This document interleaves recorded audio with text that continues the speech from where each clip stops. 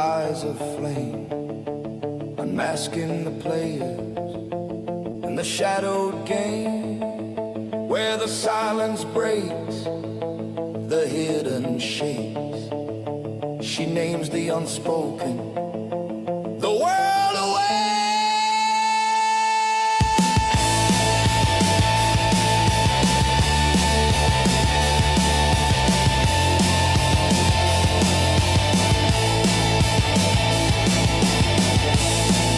For those who believe, no words are required.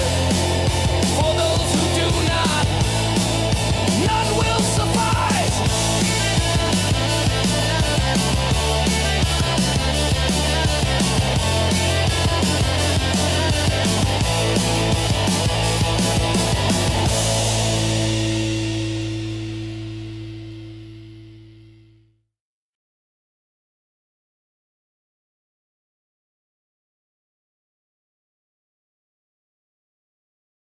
Good afternoon.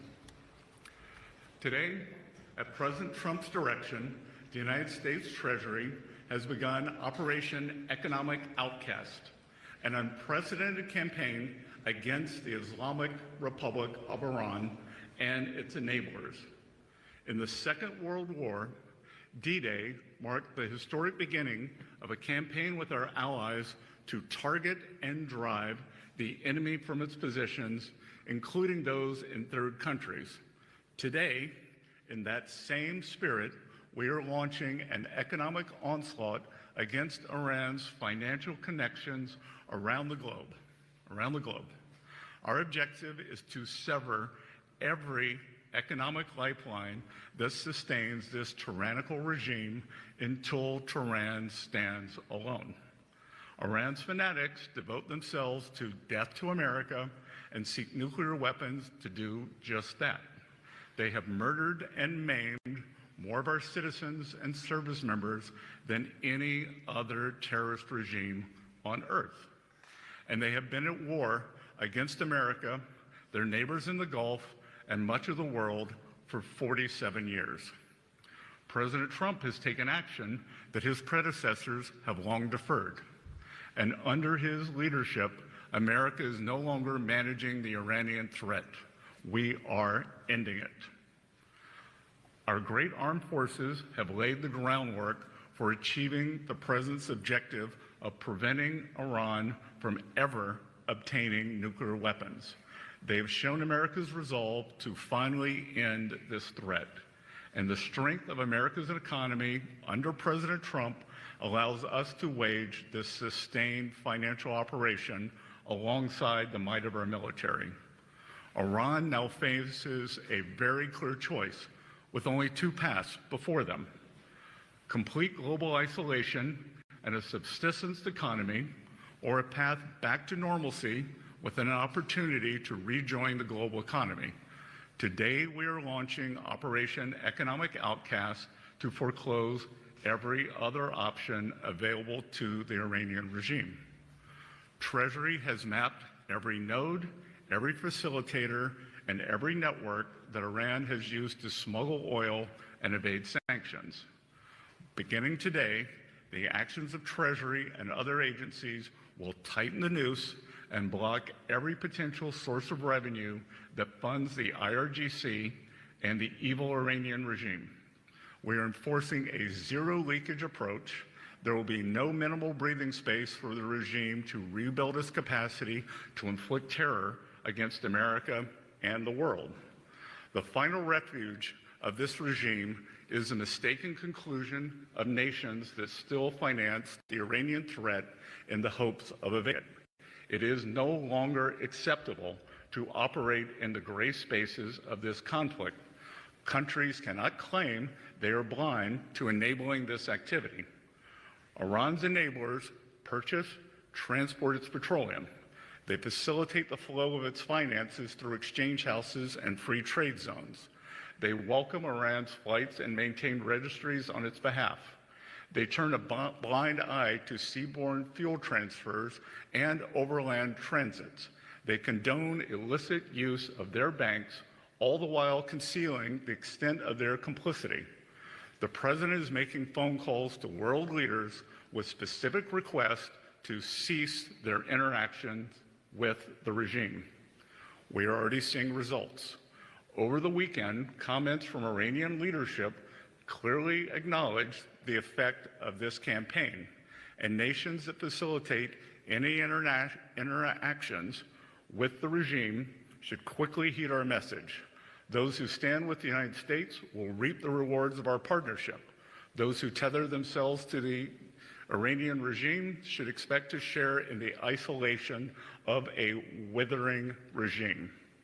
Teams from Treasury, State, and the U.S. military are now meeting with their global counterparts to tell them that the United States expects action. Every country has a defined timeline to shut down activities we have identified. If they do not take action, we will do so unilaterally through Treasury authorities. For example, every branch of Bank Melay must be shuttered and dark. And let me be clear, any entity that facilitates money laundering on behalf of Iran will be removed from the US dollar system. The clock just started ticking. The new sectoral sanctions determinations issued today target 5 of Iran's most vital lifelines that it exploits in other countries: digital assets, technology, gold, aviation, and shipping. These measures broaden secondary sanctions risk for anyone foolish enough to continue conducting business with this regime, and will accelerate the speed with which we pursue them. As I speak, Treasury's Office of Foreign Assets Control is also sanctioning over 60 entities, individuals, and vessels around the world that enable the Iranian regime to procure illicit nuclear and missile technology, conduct cyber operations, and generate oil revenue. This is a sustained campaign to collapse every last option for Iran. Let there be no ambiguity as to the position of the United States. An economic engagement of any kind with this murderous regime will expose those responsible to the full reach of American power. For decades, this regime has drawn strength from a calculus that regards Iranian retaliation as certain and American enforcement as negotiable. Under President Trump, that era is over. To the ordinary soldiers supporting this regime, as more and more of your paychecks stop or are supposedly just delayed, ask whether your commanders are leading your country to triumph or to ruin. And recall that the Berlin Wall fell when ordinary soldiers decided not to shoot at their own people. And to those who enable Tehran, do not discount the cost of testing Washington's resolve. No nation should expect to enjoy the rewards of our system while helping those who seek to destroy it. It is now a time for world leaders to make a decision between prosperity and isolation, peace and terror, America and Iran. The campaign we begin today will gather force with every day that follows, and it will not end until this regime stands alone. With that, I welcome your questions.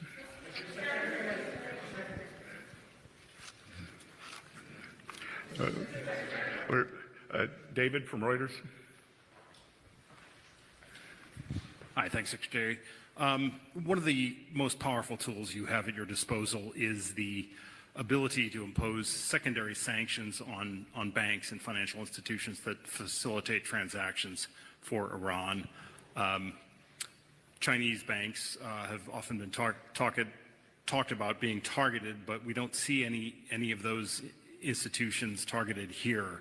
Is that something that is coming in this campaign, or is the very delicate trade truce with China something that could prohibit you from going that far and taking that very big step?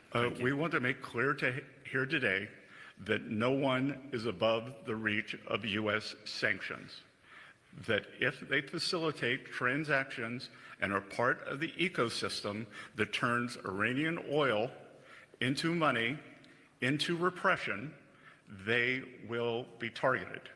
We find that the best way to engage with countries is through quiet diplomacy, and we are level setting with every country to tell them our expectations. We know who they are, they know who they are, so when the hammer of U.S. Treasury actions falls upon them, they will have no one to blame but themselves. So, Richard from CBS. Thank you, sir. Thank you. You said the president is calling world leaders with specific asks and that there is a defined timeline. Who is he calling and what are the asks? We're not going to name names.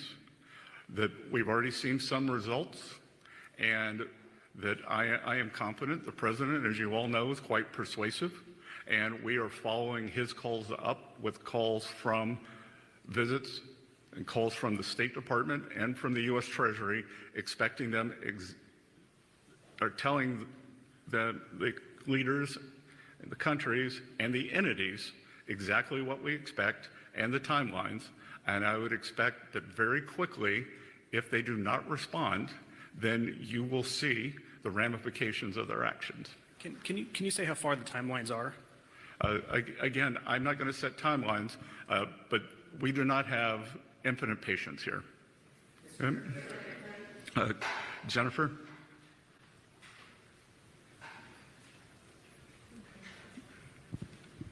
Thank you so much, Mr. Secretary. Jennifer Schonberger with Yahoo Finance. You just said moments ago that no one is above U.S. sanctions. What specific secondary sanctions or penalties is Treasury prepared to levy against Chinese banks and shipping firms if they do not comply? And then secondly, as you look to take these unprecedented sanctions, you've also said that as the Iran conflict fades and oil prices recede, that will help bring down long-term bond yields. In the meantime, you have mentioned your toolkit, and I'm curious if you are looking at reducing auction sizes for longer-term dated Treasury debt going forward, and what other actions you may consider from that toolkit. Yeah, well, why don't we work backwards? We issued the quarterly refunding announcement 2.5 weeks ago. We are going to continue with our regular program of auctions, so you will be hearing from us again at the beginning of next quarter. In terms of, as I said, every country, every entity should know that they should be prepared to face U.S. sanctions. And no one is above this. We are going to hold everyone accountable, and this is economic asphyxiation of this regime. And Jennifer, as I said, no one should test our resolve. So, Josh from New York Post.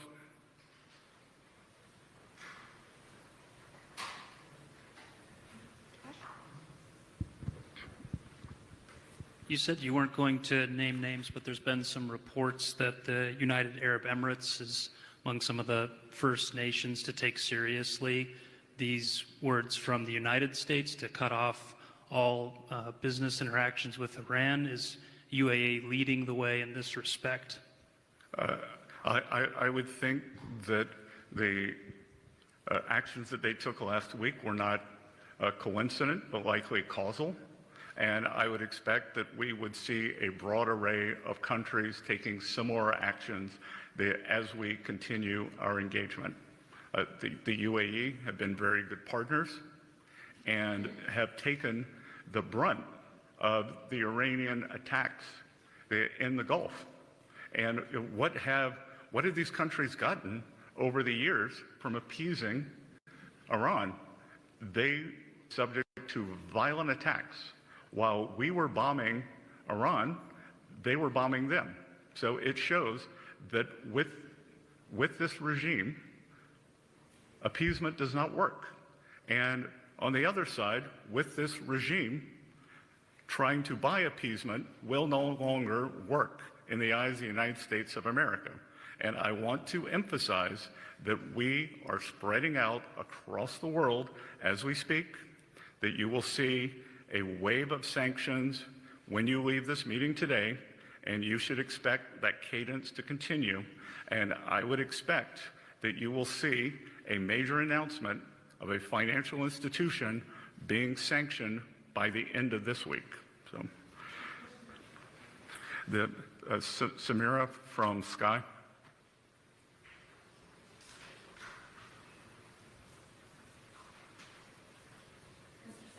Yep. No. No. Are you? No. I'm looking for Samira from Sky. Al Jazeera, and what should you do again? No. Hi. Does the United States and President Trump still want Canada to become a state? He did say that they're getting all the benefits of being a state without being one. I think he would like Canada to come to the table and negotiate in good faith. They were offered quite a good deal last week. They chose to reject it. Unfortunately, Prime Minister Carney rose to power on an anti-American, anti-Trump platform. I believe he was more than 20 points behind, and he seems to have gone back to his old playbook. And I think one has to ask oneself, is he trying to benefit himself, the Liberal Party, or the Canadian people? Because they were offered a very good job. So, yep, you. Thank you, Secretary Besson. If I could shift to bond yields quickly. We saw them tick down today after some turbulence and going up last week. Can you tell us if there's any possibility that there will be more bond buybacks anytime soon? Again, we haven't bought a single bond yet. The next time we have an operation is September 9th. So we will see on September 9th. All right. One more. Let's see. You in the front. You described this as an economic D-Day, but D-Day wasn't a threat of an invasion, and the U.S. didn't give a timeline to Germany. So why not impose the sanctions today? Well, we are giving everyone the opportunity to remedy bad behavior. Why would I want to blow up the global financial system? We believe that it is important to level set and give people a cure period, but they should know that that will move very quickly and that we are serious. Secondary sanctions are a very powerful tool, and we here at Treasury, this is Jean Lang, the acting Undersecretary for Terrorism Finance, and in the Terrorism Finance Department and at OFAC, the reason we are able to use secondary sanctions is because we do not take their use lightly. So we believe that a warning shot and a level set of expectations is appropriate. And if people do not want to meet our expectations, then we expect, and they should expect, that they will leave the dollar system. Okay, thank you all.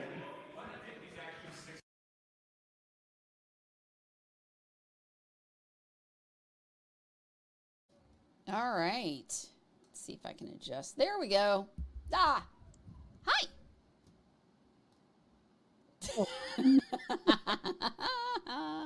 I was being extra cautious because I was typing away. Of course. Thunder Keys is a reality. September 10th is D-Day, huh? Mm-hmm. You know, that's the day that the United States was officially named. What? I can barely hear you. Can you turn your mic up? Is this better? Yes. Okay. Yes. So September 9th, that's the day, I believe I'm correct, the day that Okay. the United States was officially named. Really? Yeah. 1776. Really? From 9/11, 1776. No. No? 9/9. Okay. 9/9 of 1776. What is the importance of that? Okay. I think the revolution is over. Well, that would be a good one. Wouldn't that be a cool thing to? I am so hopeful for September. Like I don't, I'm like so gun shy. I don't want to put it out there, I get it. We've But seen too many like I things, am but really there's excited too about many- September. Too many stars are lining. He's working on bringing down the price of beef. He's bringing up the ability to move oil, even though we're at our lowest point in forever. Yes. So I'm seeing all kinds of election related got, little gifts, if you will. Mm-hmm. To Yes, and Iran is a big stickler. If we don't show meaningful movement to solve that problem once and for all, that's going definitely. to hang over his head like a Yes. Damocles sword. We're So never going to get rid of them. we're never yeah, it will permanently hurt his last 2 years. So, do you want to explain? I know we talked about it a little bit last night. Hmm. What this has to do with shipping insurance, and I found it Okay. interesting the bond story too. I felt like that Hmm. was That's part of it. We have we not haven't. bought any bonds, Yeah, but the first I but saw we that this used we morning was used a different CNBC.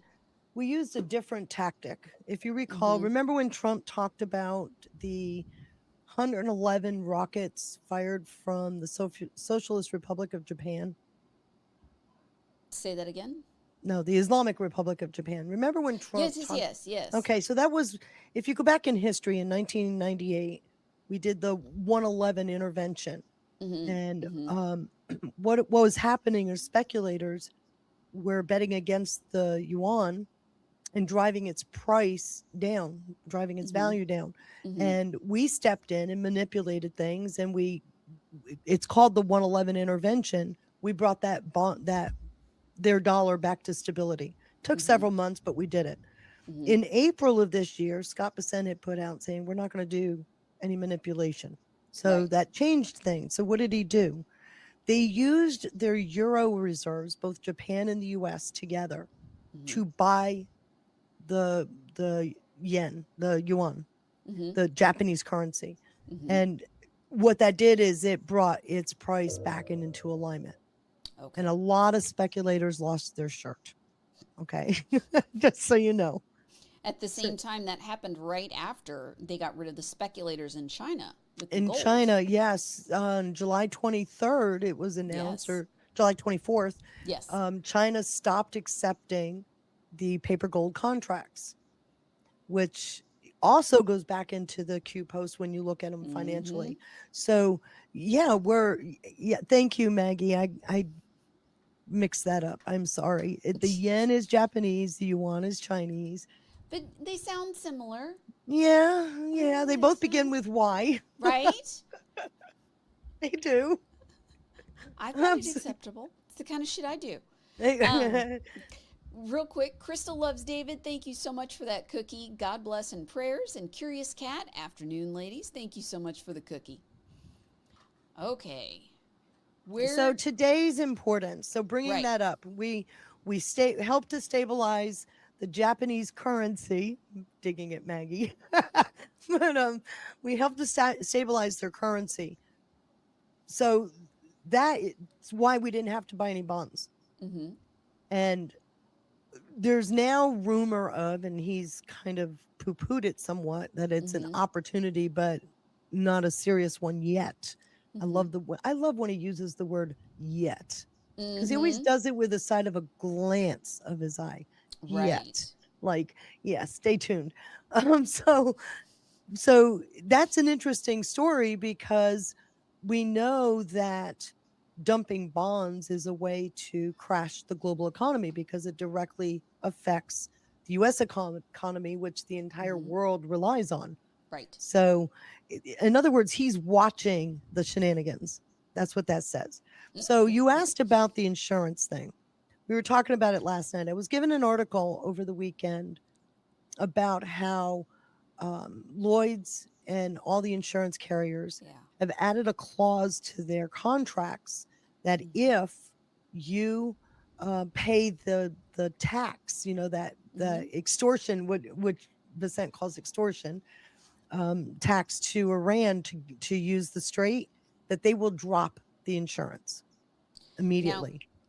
we were talking about this, but they had an Iranian representative on the board with Mhm. Lloyd's of London and the insurance thing. So No, it's he's it's not been on kind of Lloyd's of London. He's clarify on the for me. board. He's on the board of the IMO. The IMO Okay. is a UN group, okay, Right. that establishes risk, global risk.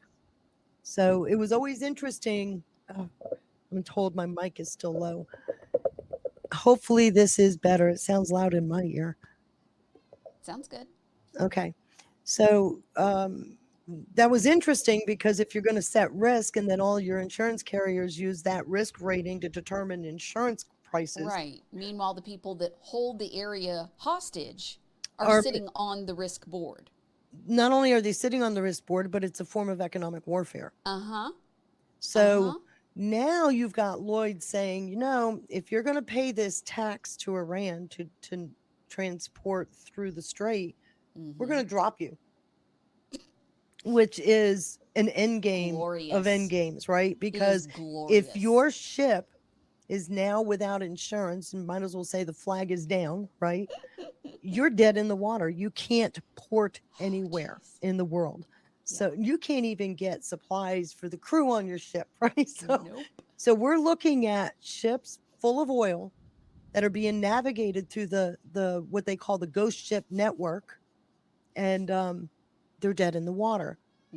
And that's what I was pointing out last night, is if they were ready, that article was from June, if they were ready to implement that, and then Scott is coming out saying, what did I say? The financial transactions. Yes. How did I put it? For financial transactions and any and if you're involved in any part of the ecosystem, right? So he's not talking about Iran here. I hope you can see that. Yeah. He's talking about all the shadow shenanigans that he's been targeting. And did you catch in the beginning when he said we have mapped every node? Okay. Braves and I talked about this today because I said, okay, well, we can all agree that we have a shadow government. I mean, they've come out and said we ran a shadow government, and they've been basically doing it. They built it during Eisenhower. Right. So it's been around all this time. And I said, of course, every government, I would assume if we, one of the most powerful countries on the planet, have that, I would assume all of them have that. Well, one of the things I'd like to kind of caution you about is when we're talking about what's going on right now, asymmetric warfare is a real thing, right? Yes. Yes. And why? Because we're not dealing with state actors. We're dealing with transnational actors that exploit each of those states. Yes. So our shadow government was formed as an exploitation for that global shadow, right? Yes. Yes. So it isn't about China. It isn't about Iran. It isn't about the UK. It isn't about Brussels per se. You got a global order that has exploited all of these mechanisms. So why is Brussels so big?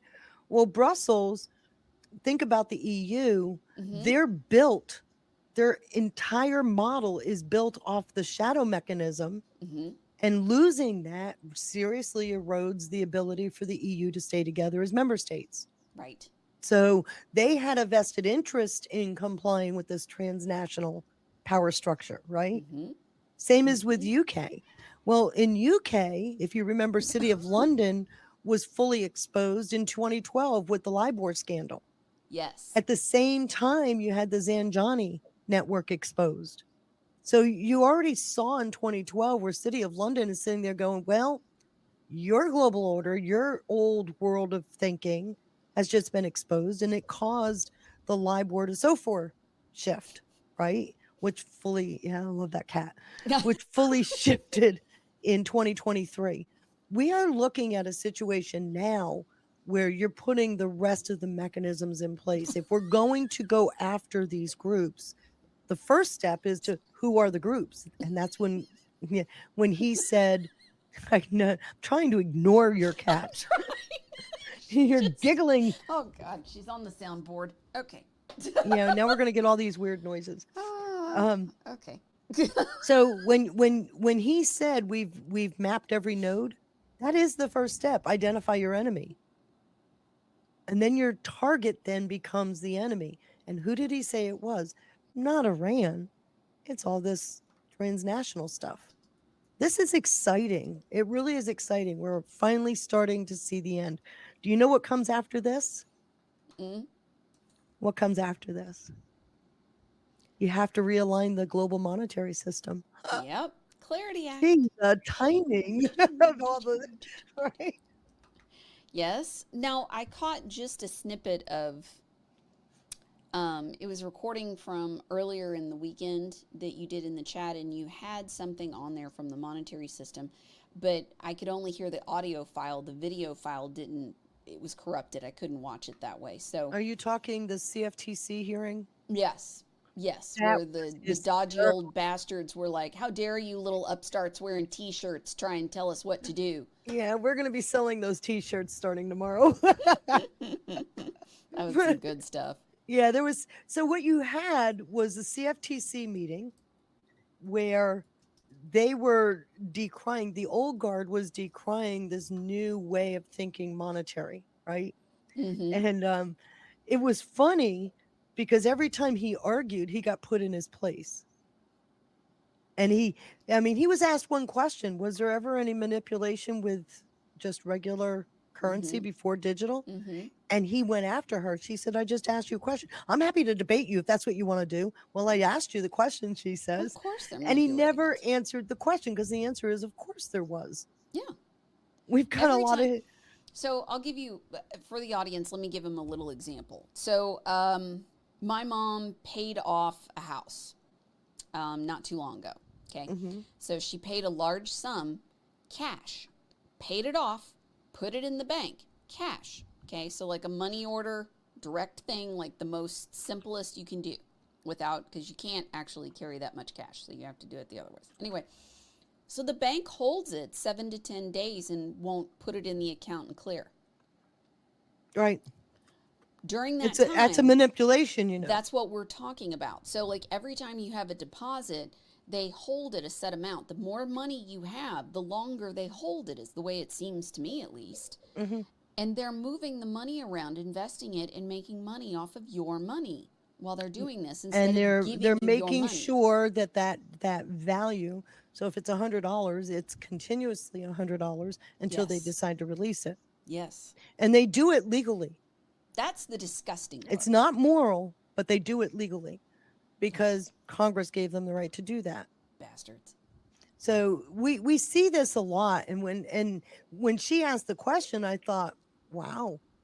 I mean, because there were some bold questions, and his comments were obviously curmudgeonly, right? Yeah. He was very upset. Very Yes. upset. And he knew it because he was losing the argument. Yeah, they're losing their system. The gravy train that they've run for like 100 years is being cut off. So I dropped the link to the video you and I are talking about into the chat. Yes. And I just dropped it into our window. But I would encourage anybody, because these are snippets. This is a guy reporting on it. There's snippets of the full meeting. And I apologize, I haven't watched the whole meeting, but man, do I want to now, because what we see in that set of clips is so entertaining. On how squarely he was put in his place. I feel like everything is coming to a crescendo and it's going to crash. And I don't mean like crash badly. I mean, it's all just going to smash together like a flood, from all sides. Like it's going to flood in. So Patriot DGL, let me catch you up on that one. Yes, we do need the Clarity Act, but there are things under current authorities that both the SEC and the CFTC can do right now. That would at least help bridge if Congress continues to stall. And I think that was a shot over the bow, right? Because the Clarity Act is slated for a vote on September 15th. And there's a lot of angst. The bankers are really pouring billions of dollars into making that legislation fail. And what they're saying, what both the SEC and the CFTC are saying is, hold my beer, because there are things we can still do. So while we still do need the Clarity Act, there are things in the Clarity Act that would help give the kind of the green light to get this going. Yep. And so my feeling is, and this has been my feeling for years, that we are going to be led to a 2008 style crises. It's going to be such a problem that all of these contentious pieces to the law will be stripped out so that it could be passed quickly. Which will then largely retain a lot of what the House had done right and passed, and very little of what the Senate, because in order to get it through the Senate, if they The Senate do is where everything dies. well, if they do any substantive changes, it's got to go back to the House. Right. Start So the in process order over to again. make this, we're going to avert a crisis, we got to go back to what the House version was. Do you see Right. that? Unless you Which they've been reconcile shoving it. and doing, they've been dicking with it ever since. Since 2025 when it Yeah. passed. Yeah. So I mean we're at that place. If you look at the global indicators, the global financial system is under extreme stress. Yes. There is a lot of money sitting on the sidelines. They're what you're seeing are banks are holding back their equity so that, and credit is starting to freeze up. So when you start seeing that, when you start seeing these stressors on the global economic system, just watch it closely, because I think we're going to get to the edge. Okay. And I'm not so sure that the banks aren't going to try to push it. Nice. So let them do it, because it becomes their downfall. Yeah. I'm no friend of the banks at this point. At this point, no. You know, these mechanisms that have suppressed societies for Yes. over 100 years Yes. need to be corrected. We need to fix it. And that's funny too, because Wall Street is also playing its games. Yes. And they're Yes. throwing out, and that's where this bond thing comes through. They're throwing out all this noise. And I'm glad Scott Bessent talked to it, because he basically called that reporting fake news. But Wall Street tends to do this to move the market, Oh, yes. get a That's how they sell make or their a money. buy-in. Or And so, a short sell. yes. And he basically just threw cold water on it.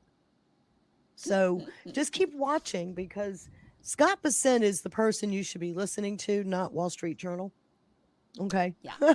Or wherever it was published. I don't remember. I think Bloomberg. it was CNBC or Bloomberg. Bloomberg. I think it was one of Bloomberg those two. originally. Yeah. And I saw that floating around this morning, and I was like, because I had a feeling what he was going to talk about today. And I thought, no. I haven't seen any movement with bonds, but I thought, well, I could be wrong. But no, there wasn't any movement with bonds. No, but what I pegged it last night, did I not? I pegged it that it was going to be about the shipping. Because when you look at everything together and what he was talking about yesterday, this is logical. It's a logical next step. Yeah. And then think about it. This is, by and large, the shadow economic system, Yes. right? Yes. And what he's saying is we've captured every node. We've mapped them all. Yep. So this isn't just about, like I said, this isn't about Iran. This is going after that transnational financing mechanism that they've been doing. And he didn't look like he was ready to give up. And I'll have to tell you what this proves. When you see the world kind of come together with their policies to tackle this, what you recognize, or what you should recognize, is the value of the U.S. market. Yes. Not necessarily where it stands right now, because you've got, cross acting going on, but the value of the market is more important than keeping up the old system. Yeah. That's Definitely. a big deal. And what does that tell you for the future? We're going to lead the global economy. The golden age. Yes. And on top of it, then we have Canada melting down. Which I we need to see, because of, they kind of exported the New World Order crowd to Right. Canada, To Canada. to And try to now- be a friction point. And they're Trump getting bitch says, slapped. Trump says, he says, I'm going to remove them. Then he says, I'm going to put them back on. And we got these tariff things. And I said in the chat, wax on, wax off, right? Because Trump is going to play the game with Carney as long as he needs to. Yeah. Well, I think a lot of the rhetoric, with Iran, so I do think he wanted to give them plenty of opportunity to make changes on their own and not go down this path. But I feel like he was stalling them the entire time, because now all of the neighbors have figured out how to reroute the oil so they don't have to use the strait, so they don't have to deal with the bully.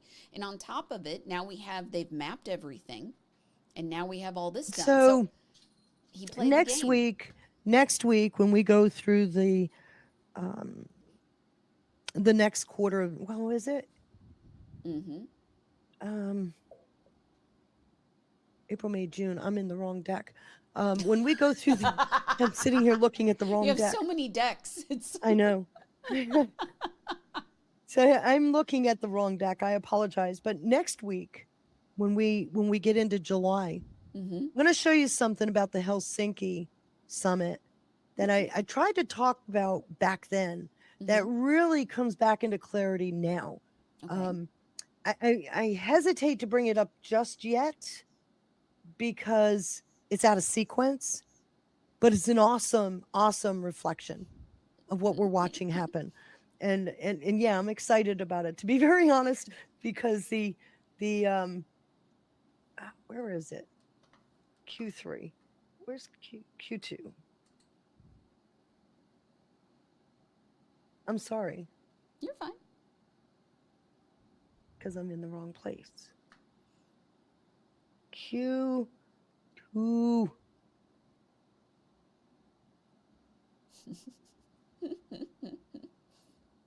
Yes, now I got it. And chats, Sean is with his son today. It's his son's birthday, so that's why we're on our own today. So Yeah. yeah, I think it's his But 18th. yeah, I think so. And I hope they have a good time together. They need it. They really do need that. Yeah, they've been through a lot lately. So Okay. if you Now see that Sean in the chat, probably on Rumble, it's probably me answering a question because I'm logged in as Sean to make sure.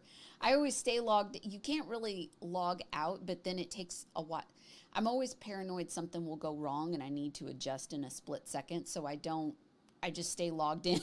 I do it with America Rising too when I'm on their channel because I'm too afraid, what if I need to do something, So it might be me. If you see me. it will be you. Yeah, it will be. Sean's with his family. It can't be Sean, and it's not me. Oh, it's possible. Sean can log in as himself, and we can both be in the chat. It is possible. Oh, really? It's possible. Oh, I didn't realize that. Yeah. So It's anyway, happened before. today I am talking about, I'm going back in history, and I've just to lay everything up, I've reconstructed for everybody, and I've shown you the surveillance state, the evolution of the surveillance state. Yes. And I've shown you how in 2016 it was turned against Trump. Yes. And we went through the whole 2016 timeline. In 2017, I started putting together my notes and building out kind of a summary set of slides. Okay. So what did I do? I took everything I have on the Russia canard, threw it into 4 PDF decks, populated AI with it. I thank God. There's an AI because it's already taken me a long time to do this. Yeah. I said to AI, go through these decks and give me a chronological order of events, which was kind of cool because as I was building content over the years, I brought back historical stuff to make clarity on. So it did that. Then I took from that list, which ended up being about 30 pages long, not bad, from approximately 950 slides, somewhere in that neighborhood. 30 pages condensed is not bad. And then I started to build out the narratives for each piece. Once I did that, I called it my source document because in my slides I did try to keep source material, the article, the law, the whatever came out. I built my source document. Then I took it back into AI and said, let's harden this source document. Make sure I caught everything. Did I miss anything? And I expected that I missed a lot of stuff in 2016 and 17 because, well, there wasn't Q and it was just me capturing what I saw. Right. And yeah, in 2017, I missed quite a few things. 2018, no, actually it's turning out better. But because we were very much into the Q movement. But in 2017, I did miss a few things. But what's interesting is the overarching story I did capture completely. And so what I've done now is I start each month with a calendar to show you just how cram-packed the month was. Okay. And then I built out anywhere from 6 to 10 slides, depending on the month, that are in a darker tone to show you kind of going down the rabbit hole. It is not presenting everything that happened in that month. I can't. Right. But the agenda was, what is the story you need to take away? So last week we did the first quarter, January through March. And I think I did a pretty good job. Yes. have You to did a great job. have to see what people's thoughts are.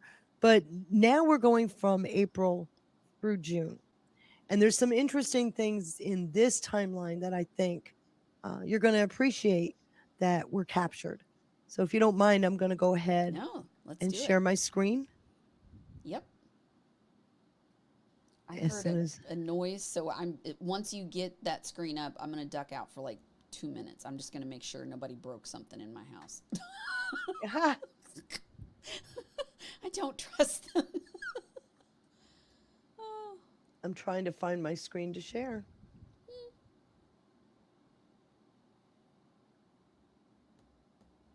Cancel. Wrong screen. Hold on I one love all the second. birthday wishes to Maddox. That's awesome. Yeah, he's a good kid. No. For some reason, my screen isn't coming up. Do you want me to pull it? Window. That's why. Duh. Duh. Here we go. Minor detail. It's fine. So you should be able to see. Can you see it? Got it. Yeah. Wow. Well, looky. People can't read that shit. No, but you can. If you go into my chat room, you will see. You will see the full slide deck. People cannot read that. Well, the intent of the slide is to show you That it's overwhelming. that it's overwhelming, right? It Mission looks accomplished. overwhelming. And what I'm showing you is the noise is already epic. Yes. Okay? Yes. The noise is already, Trump is in office, they're freaking out. You got misleading reports, complete disinformation reports. You've got people inside the government leaking to the media, and they're using it to form FISA predicates, right? And so there's all this stuff going on, and people couldn't already figure out, they're already having trouble figuring out what the hell's going on, right? Nobody could figure it out. So I actually then wanted to show you that we're actually starting somewhere. It's not, we're not in no man's land, right? No, This month is actually opening with a continuation of the story. We already know that the investigation had been living inside classified channels up to now, but this is where you start to really see, this is before Comey is fired, you're really beginning to see where the idea of the investigation is becoming into more public. It's getting into public view. And it's what we're trying to show here is that that there was an investigative machinery in place, and that there were already FISAs in place. There was already Crossfire Hurricane in place, but largely kept quiet. And so now we're looking at a month where that machinery itself becomes the object of political and institutional scrutiny. Okay, so now people are going to start asking questions. So continuing with that thought, if we look into the second slide, what you're seeing is a very real situation where the understanding of the machinery exists. If you recall, in March, Devin Nunes got a hold of the unmasking reports that were heavily classified, largely kept away from anybody that looked into them. And he sort of pierced the wall by getting that, which was the first quote, oh shit moment for the crowd in FBI that was trying to hide all this. Why? Because it proved that their mechanism within Sentinel wasn't working. And now that we know that there's some insight into what's going on there, we're actually looking at this from the perspective of what else don't we know? Why else isn't this in here? And I'm trying really hard, by the way, not to give you a backwards look. So yes, there are things that you're going to see now that you now know that are missing from these slides, but it isn't because I omitted them. It's more because I'm trying to present this information as it happened on that day. Okay. So there's some retrospective thinking. You'll see where I've placed on slides. I started using a symbol largely in 2018, what I call the Easter egg symbol, look deeper. And that really starts to get used in 2018, but largely in 2017, I'm just telling the story. So here we are, knowing that Crossfire Hurricane became real in July 2016. We know that they've got all their investigative pieces in place. Now we've got another problem. Largely what they were doing back then was illegal surveillance. They didn't have a predicate. They didn't even get the Carter Page FISA until October, yet they opened Crossfire in July. Right. So, and they're already looking into all of these things that are happening during the campaign trail. So that's what you would call fruit of the poisonous tree. They can't use that in a court of law. It would be thrown out because it wasn't adequately or appropriately obtained. So now we're at this point, and I'm sure you guys can remember this, where there was ad nauseum, we need a special counsel, right? Remember, we got to have a special counsel. If we don't get a special counsel, can't trust Trump, we need a special counsel. This was the noise of the day. And so now what happened with Devin Nunes is a major crisis for the FBI team. Okay? Because if you're going to bring in a special counsel, how do we give the special counsel office access without opening it up to everybody? I think that's the big warning of that day is we've now got the scope questions will start to come into play once he's appointed.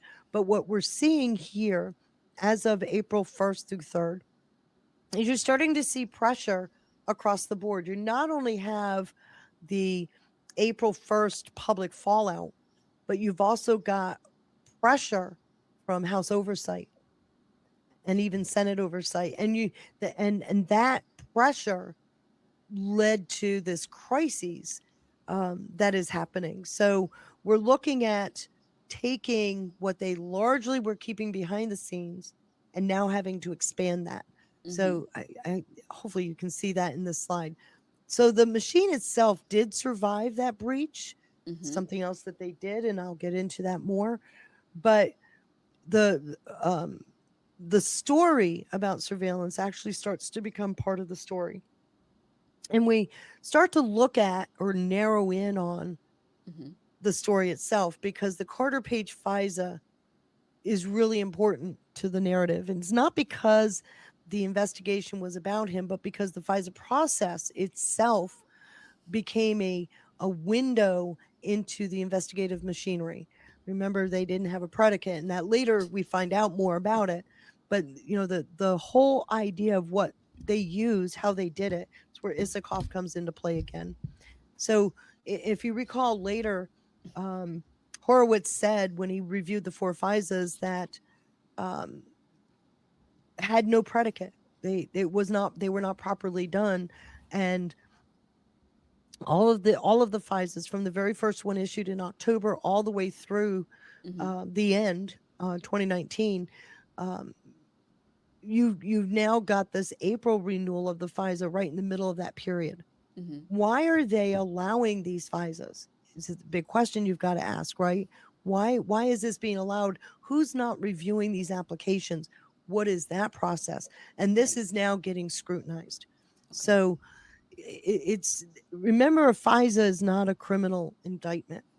What it does is it opens up the ability to investigate deeper. And they were saying that Carter Page had foreign ties, so it gave them the civil level of a FISA. So that record later is going to be a huge retrospective question as we move forward because of the inaccuracies that were found. But at this point, it's really important to understand that we don't have Horowitz yet. We don't even have Horowitz looking into this yet.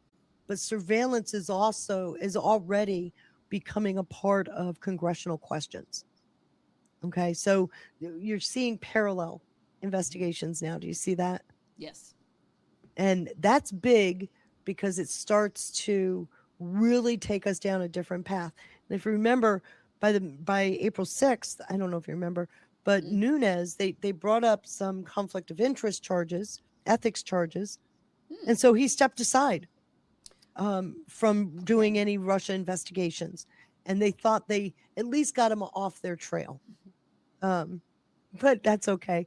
It doesn't work. You'll see the story plays. I'm foretelling, and I don't mean to do that. But then we get into the Flynn because that's where his public story starts to catch up.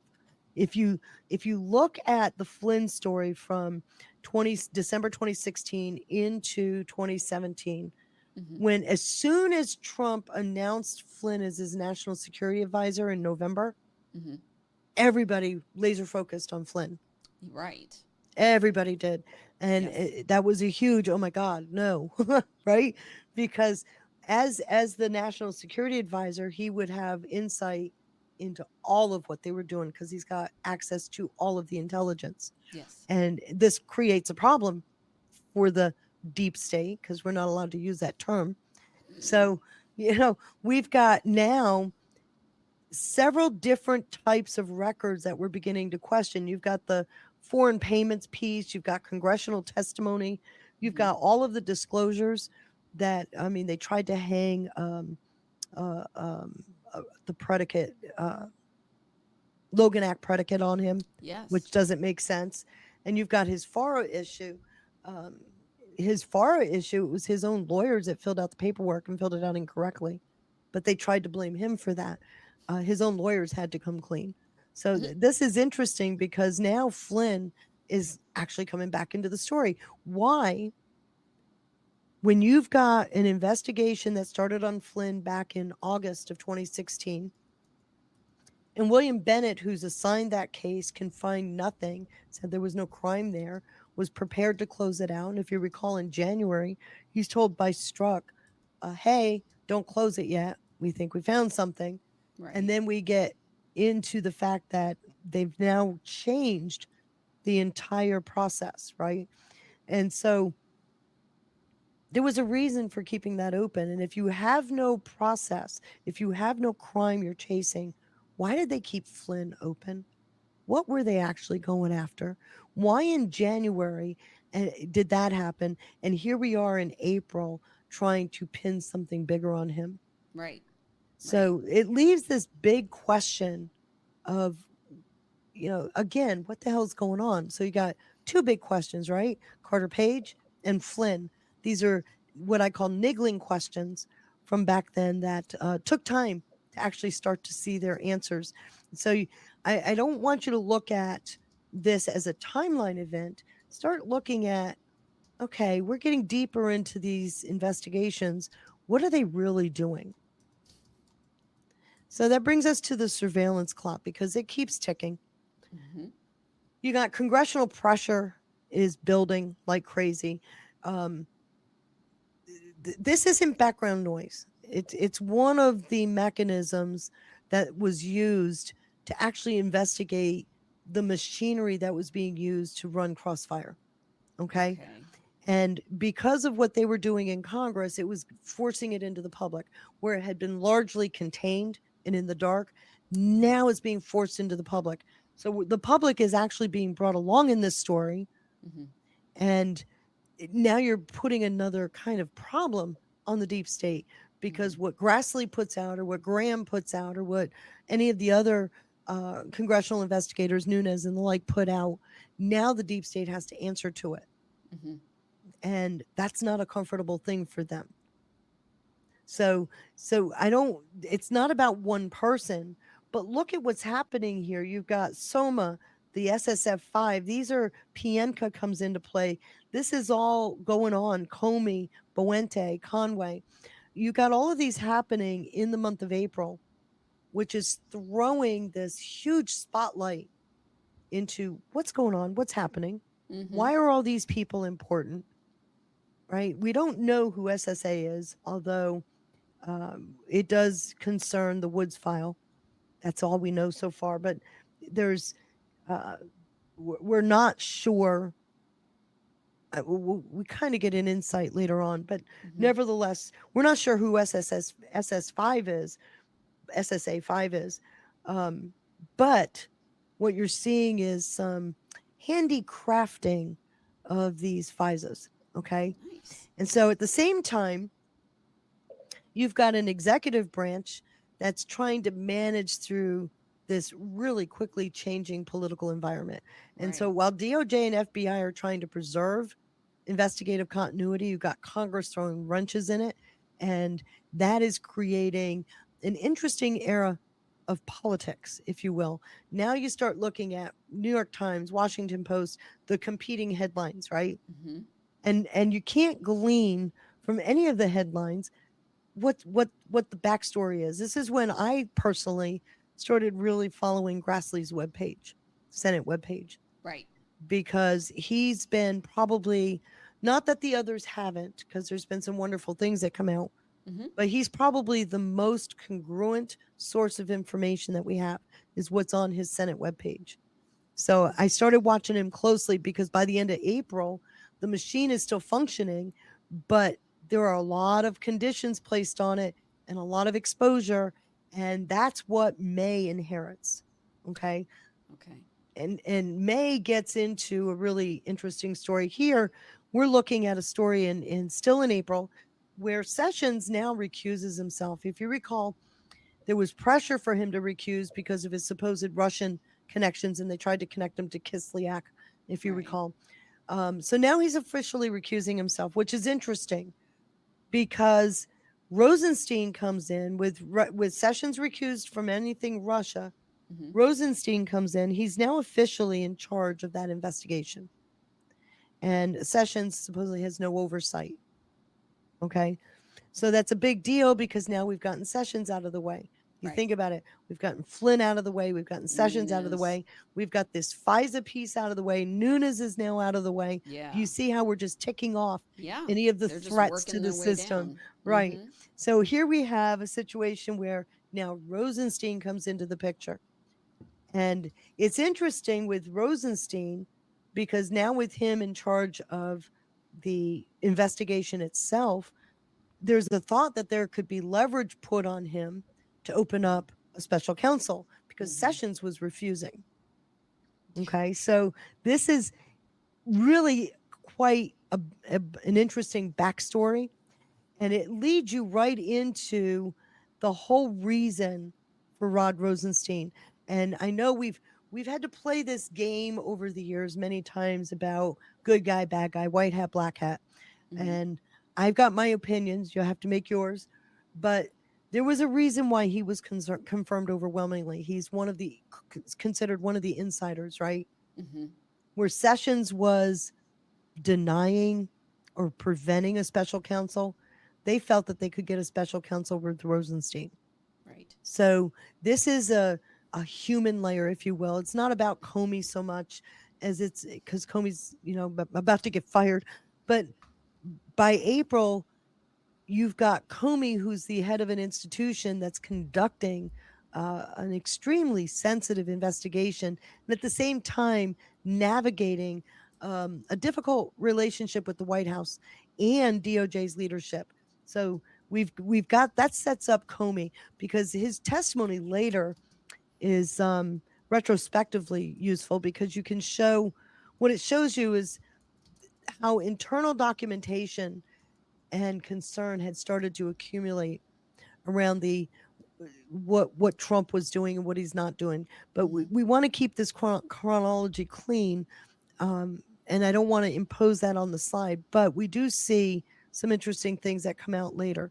But the deeper issue here, though, is institutional trust, because the FBI wants investigative independence, and the White House is saying, witch hunt, we want control over the executive branch. I am the head of the executive branch. And there's this threat to what they're doing.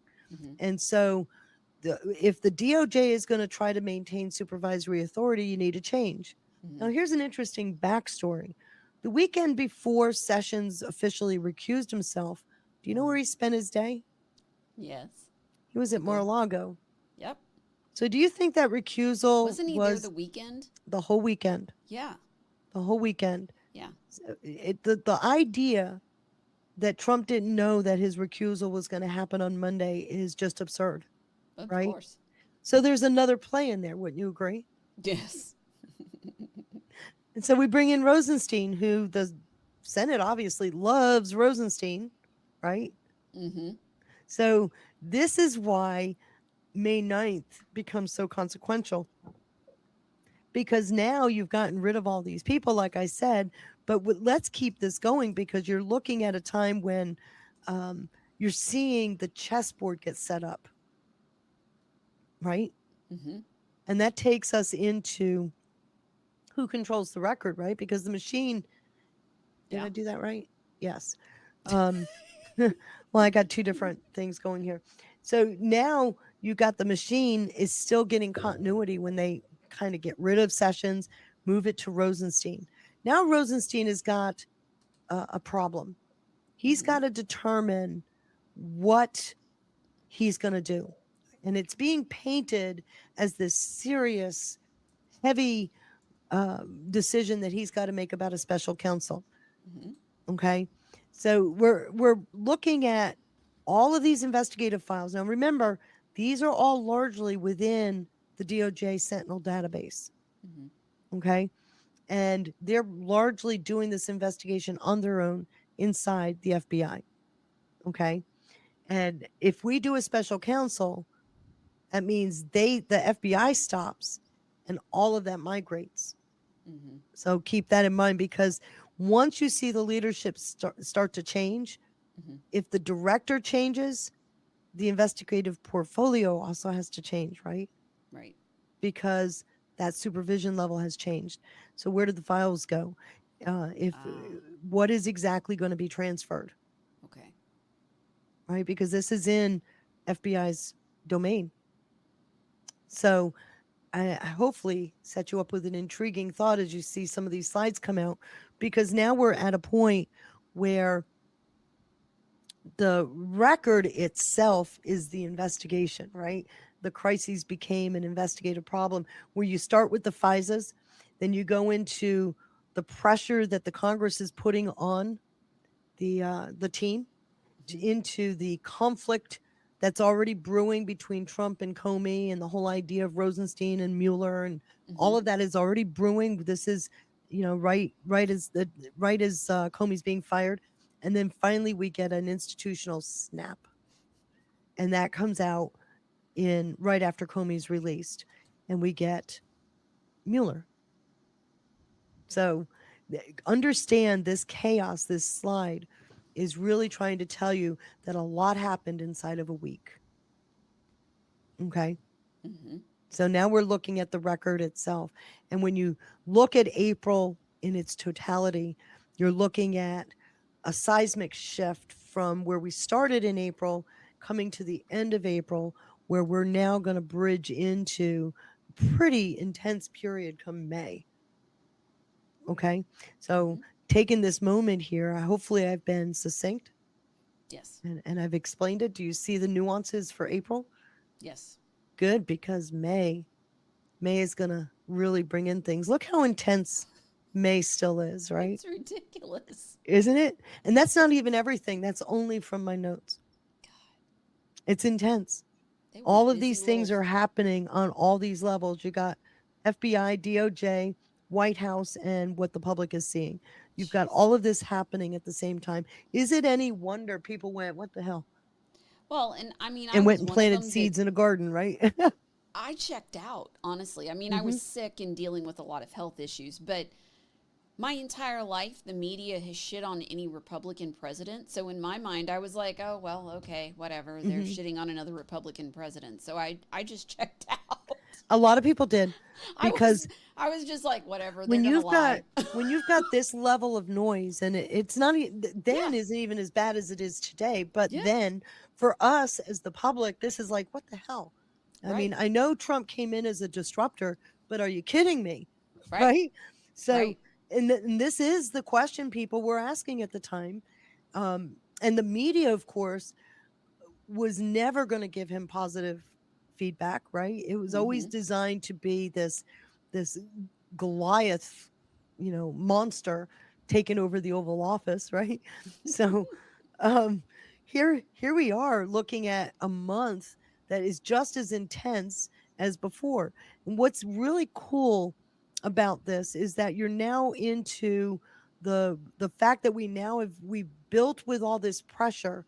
There's no resolution. What is May going to bring us? So, you can't even begin to say that April solved anything at all, right? Right. So, what does surveillance mean? That's still a question, right? That what is it we're talking about when we talk surveillance? You knew that was going to happen. And don't worry. Don't worry. We have lives. So we're talking about the pressure from Congress. The public is now saying, wait, I got questions, right? The DOJ is largely still intact with their structure, but with Sessions recused himself, that was a highly unusual move and highly consequential. And the public took note. And Yeah, it didn't look good.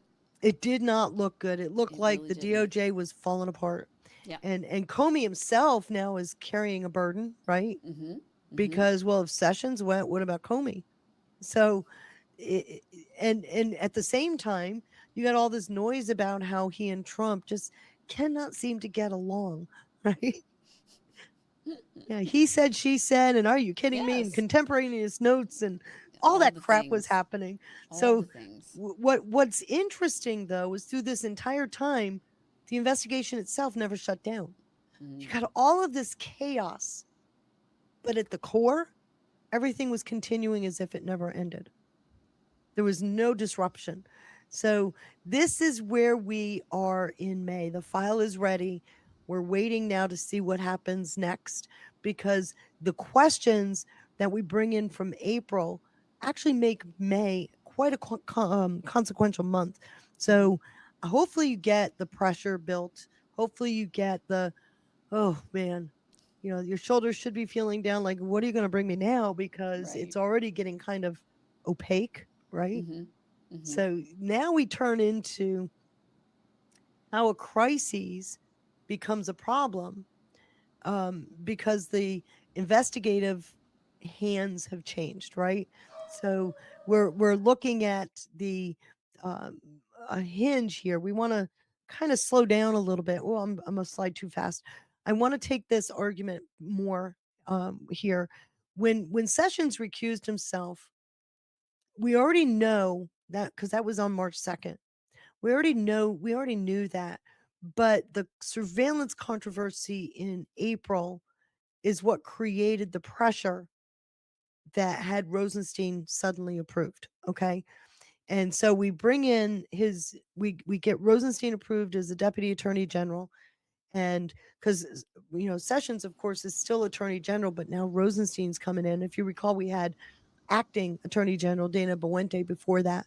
Right. So, we're working through the leadership, trying to quote calm it down, and even though it's not. And when we pulled in Rosenstein, we have to now look at what Boente was doing, Sessions' recusal. What does that do for Rosenstein? Right. He now has this behemoth sitting in his lap. Okay. But it is all there. There's the behemoth. And we got one question we've got to ask. Who actually has authority over this investigation? Right. Let me tell you, Sessions later confirmed my thought there. he did a hearing. He was in a hearing in the Senate, I believe, where he let them know that just because he recused himself did not remove his authority or his statutory authority or capability of overseeing both the DOJ and the FBI. Ah, got it. And remember, we had an investigative file that was largely inside the FBI and up until Mueller. Do you see where? So now Yeah. who really has authority over the investigation? Now we're going to start to see 2 investigation tracks coming out of the same group. If that doesn't make things more confusing, right? On purpose. So even though Sessions is recused, Mhm. Rosenstein is in, we've got to talk about where we're going to go with this. Sessions is in the background but never left. You following, right? Yeah. So now we get into the calm before the break because you actually largely bring in all this drama from April. And for the first few days of May, it's actually kind of calm, right? Mhm. Even though there's this stuff going on in the background. You've got Senate testimonies that are being prepped. We don't really see a new investigation come out on May 9th. We're just largely seeing a leadership change. Comey, it's the day Comey's fired. Mhm. McCabe becomes the center of your story at this point because he's now the director of the FBI. Mhm. McCabe had already been overseeing Crossfire Okay. from the leadership perspective. Remember, Lisa Page worked for McCabe. She was his general counsel. Yeah. Okay. Good old Lisa. So McCabe, who's been overseeing this corrupted process in Crossfire, is now in charge. He's now gotten rid of Nunes, Sessions, Comey. You're following the Yeah. list? Yeah. And it leaves him as the central figure. You see And this he now, can right? do what he wants. Yeah. Well, so he thinks. Hmm. So that calm that we look like we start May with is actually quite deceptive because underneath you got all these questions happening, right? What evidence are we going to preserve? What investigative files do we have? The FISA material, all these witness interviews, the whole chain of command is all upended. The machinery is still running, but the question of who's responsible for what part of the machine is actually becoming an urgent question. Okay. Okay. And this lays up the rabid noise from now until the 17th of May. Love that date. The 17th of May lays up the whole push for a special counsel. You see that, right? Yeah. And who would be pushing that? So here we are in wow, my slides are all messed up. So go ahead. I was, if you were fixing something, I was going to thank General Buford for the 2 cookies and Red Gun 51 for the can. Thank you guys so much. Joyce. Appreciate Hopefully y'all. that means I'm doing okay. I assume it does. I'm enjoying the presentation. I'm trying to watch the chat, but yeah. Between the 10th and the 13th of May, there is a noticeable institutional pivot. Rosenstein is starting to have discussions. He started talking to Mueller about May 10th, at least according to all public reporting. And he wanted Mueller to become a special counsel. But at the same time, with the Attorney General recused, the FBI has now lost its director. Now you're talking more of a need for an independent investigative structure that you're going to need because you got all this chaos going on within the leadership. So that's when this whole special counsel mechanism starts to become quite attractive because you want to preserve the investigative continuity and kind of harden it against all of the political chaos that's going on. So this is where the question then changes from what is happening inside the FBI to what institutional structure can obtain and move forward with the investigation. Okay. Okay, so now remember, we're building the need for a special counsel. You've got Sessions recused, but not really. You got a largely internal investigation going on inside the FBI, which Sessions says he still retains statutory authority over. do you see where we've got to do something more? Because we don't have the special counsel yet, Right. but there's a risk now with the new leadership coming in. There's a risk of it going off the rails. Okay. And so even though McCabe is a key picture to the FBI story, we've already got enough pressure to say there's nobody already nobody trusted McCabe Right. already. We haven't even gotten to the rest of it. So then there becomes this fight for control, and you've got the White House putting pressure on Rosenstein to just end it. Right? He wants the appointment of the special counsel to happen by order of the Deputy Attorney General Trump, Pence, Sessions, FBI Director Mueller. They all met in the Oval Office on the 16th. And then, of course, the very next day. And what was the meeting for? Well, to all public reporting, the meeting was because there was this huge leaking issue within the FBI, which we've already talked about. And they were bringing Mueller in to discuss how to handle that. Quick question from I Am Taylor. And also, by the way, love, good to see you out there in the chat. She says, Mary, who is the we that Feisty refers to?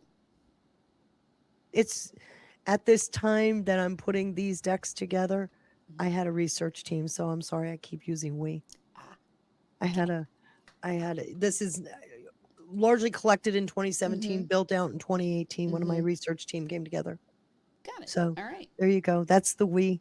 I still refer to them as my research team, even though we've since dismantled. They did the work, though. I think it's nice. Some that of you it, yeah. still- I think it's nice that you still include them in the credit. Like, that's a sign of respect, you know? Well, I did respect the work that the team did. Of course. Mhm. Of course. So there's a lot of build out from my initial stuff that I was collecting, because of the team itself. We pulled together in, I want to say it was June of 2018 is when we formed the team officially. Maybe July, but somewhere in that time frame. Maybe even sooner. I don't remember.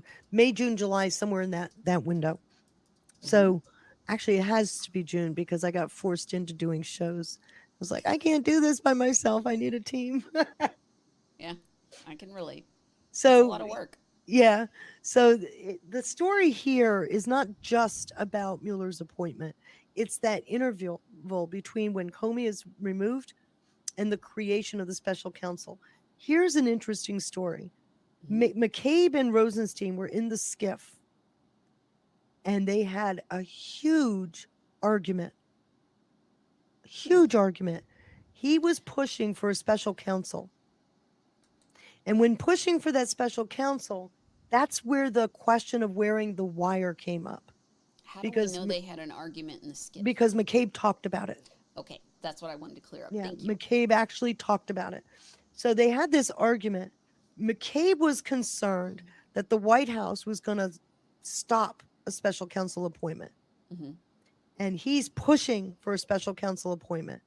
And he's trying to tell Rosenstein, hey, there's, the White House isn't doing anything to stop this appointment. Right. And that's where, what do you want me to do, Andy? Wear a wire comes from, because Andy did not believe what Rosenstein was saying, which later is confirmed in the Rosenstein hearing after he retired. Got it. Okay. Okay. Of course, that's confirmed much later, but still, that's what that was about. He wanted it. They didn't. They were concerned about leaks. That's Sessions. They bring in Mueller to talk about what do we do about him. And McCabe is now panicking because he just got rid of all of his roadblocks. Now give me the damn special counsel. You see that pressure. Yeah. And Yeah, so yeah. Rosenstein's literally, at least perceptively, backed against the wall. So that's where that's coming from. So when we get to the handoff, because now on the 17th, Mueller's appointed, and McCabe is handing Mueller his investigation. Now, there's some interesting things here. Remember, I told you there's 2 tracks of an investigation. Right. We're about to start a third. So you got the Congress track, right? Because something wasn't making sense. You got the FBI current crossfire track, right? Hmm. What did Mueller inherit? A mess, but Did he inherit the entire file? probably not. We don't know. That's still a niggling question, but he did come up with no predicate to charge Trump, if you recall. Yeah, because I mean, they siphoned and walled off all of these different networks, so In fact, I'm going to show you that in a big way here in a hardly minute. anybody had the whole file, right? Right. Nobody had the same access. Mm-mm. And you've got to ask the question, how did we do this? How was this handled? Because it turns out there's an interesting story between the DOJ and the special counsel's office that actually kind of lends some clarity. Mm-hmm. But what you've got is a file that's housed within Sentinel that has already got permission-based access, right? Okay. So remember the restricted stuff and the negative stuff that negative returns on search queues that Grassley's been talking about. Sentinel's already designed to do that. Nunes proved that their ecosystem wasn't foolproof or access proof, right? When he got the stuff, Okay. when he got the unmasking files. So now we're building a new database, a new office. What is he getting and what system is going to be used for that? You see the conflicting part there. Mm-hmm. So look at this as the handoff, but what exactly? Okay. The chat's suggesting burn bags. It is suggesting bird bangs, isn't it? That's very good. Yeah. Rumble chat is on it. They got burn bags for 100. Burn bags for 500. I think That's comes right, after the Alex. top. We'll just up that ante. Yeah, I think it starts to really play into that actually, and I can't say that in 2017 because we didn't even know about it. We didn't know. Yeah. Right. That's what we were talking about before. We were saying the burn bags, what they're alluding to. I mean, we're talking 15, maybe more years of burn bags to pull off what they're talking about. So, like, this is massive, and it goes back through multiple leadership Right. within the FBI. So it's going to be interesting how this all shakes out. It is going to be interesting. Actually, it is already interesting. yeah. Just finished 2018 Yeah. with my story. So, yeah, it gets very interesting. So, one of the things that's happening at this time, if you recall, Trump went to Saudi Arabia. Right. And I love how if you look here, I had to overlay because I didn't like the picture AI used. And I tried to match it, but you can see here it doesn't really match. It But looks fine. Nevertheless, the Together We Prevail. Mm-hmm. This is Riyadh. Mm-hmm. This is on every flagpole, every overpass, every light pole from the airport to the palace. Mm-hmm. And it's a picture of Trump and King Salman. Together We Prevail. Mm-hmm. Okay. And it was a monumental speech that Trump gave. I've encouraged people to go back and listen many times, where they talk about ending the scourge of global terrorism, Right. working together, forming a coalition. And he's talking to the Islamic states in particular. And he actually says to them, you're losing your human capital. And if you're going to move forward, if you're going to have a future, you need to get that back. Yeah. So this right here, this picture with the globe is really interesting because that picture isn't just any picture. It's sitting inside the brand new extremist terrorism center that they just opened, where they're doing watching for the global terrorism. Okay. Right. The two people that set that up is Jared Kushner and MBS before Trump got there. So this is one of the first ways that Riyadh actually, if you remember, MBS said he was going to bring Saudi Arabia into the future. Right. And they were focusing on well. the youth. He's He's done done a a lot better. very good job. Yeah. Yes. They, Well, I mean, changing a culture, by the way, It is don't not push easy. it. Changing a culture is a 10 to 20 year arc, depending on Yep. the suppression. Yep. So this is 2017. We're coming into our 10th year, and you're really starting to see the fruits of his labor, right? Yeah. So anyway, this particular view kind of makes you sit back. It forces you to go, this is bigger than Crossfire Hurricane, right? When you Yeah. think of the global surveillance stuff. Oh, yeah. So then the week after Trump gets back, Google, because Thomas Wichter and I talked about it on Twitter at the time, you used to be able to get out of Google the term safafe, which is how you pronounce kafefe, as everybody calls it. And it meant together we prevail, or I will stand up. Used both terms. Trump put out that tweet, then he deleted the tweet despite the constant negative press, kafefe, which makes this congruent with this. No matter what you guys say, I will prevail.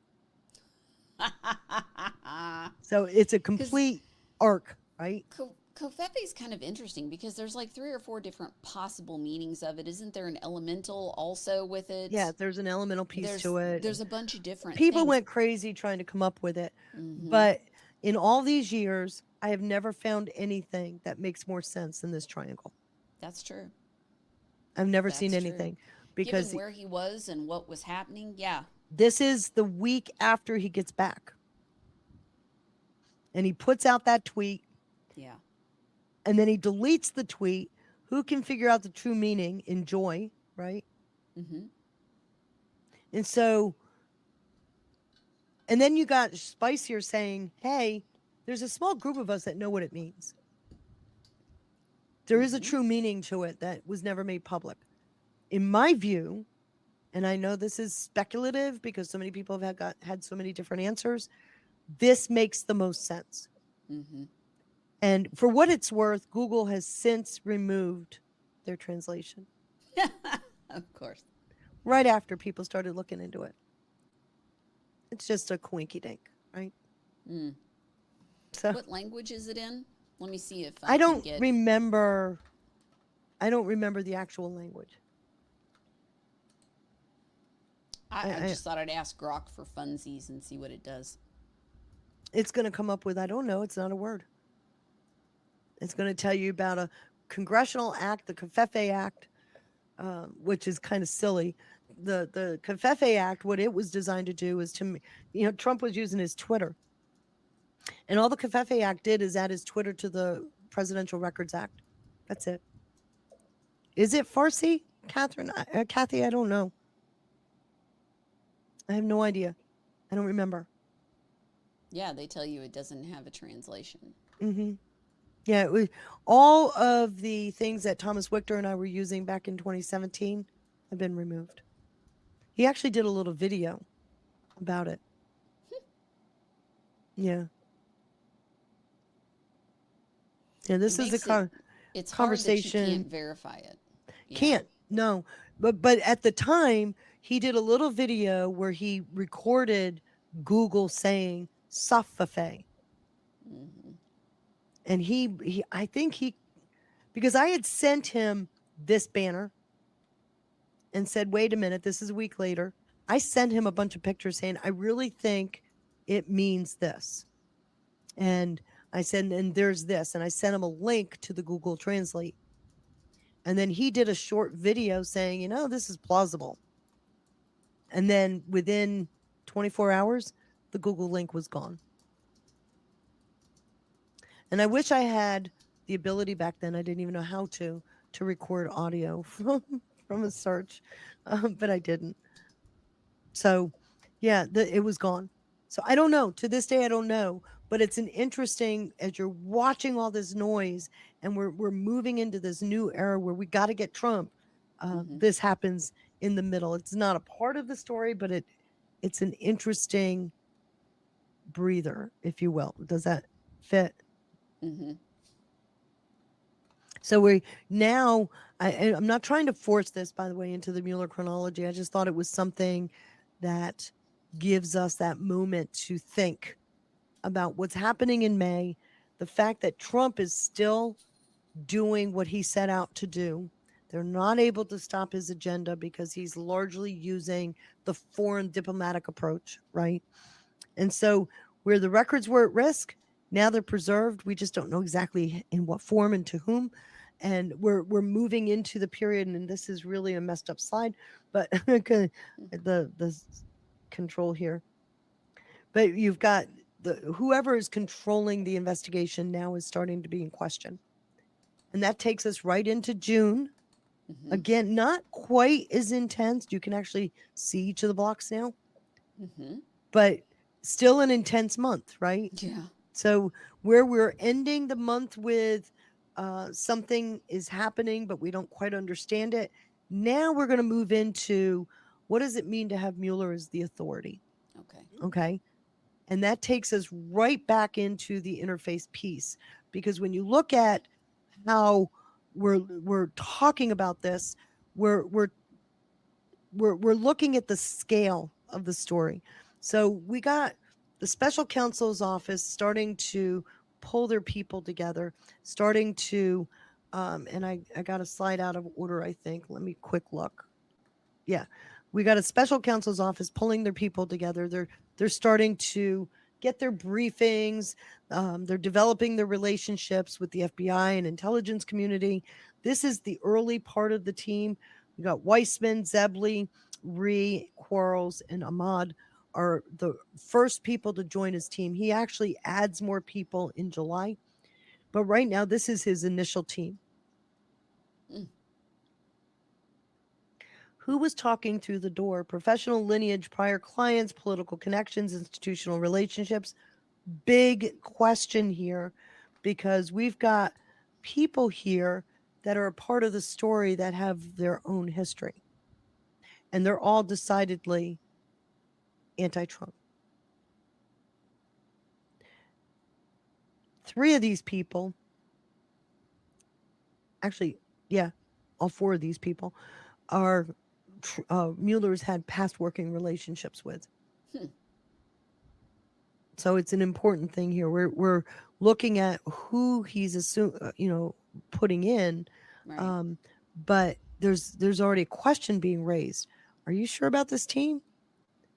And so the machine begins to move then, because now we've got them assembling all of not just their agents and everybody, but they're now pulling the records together.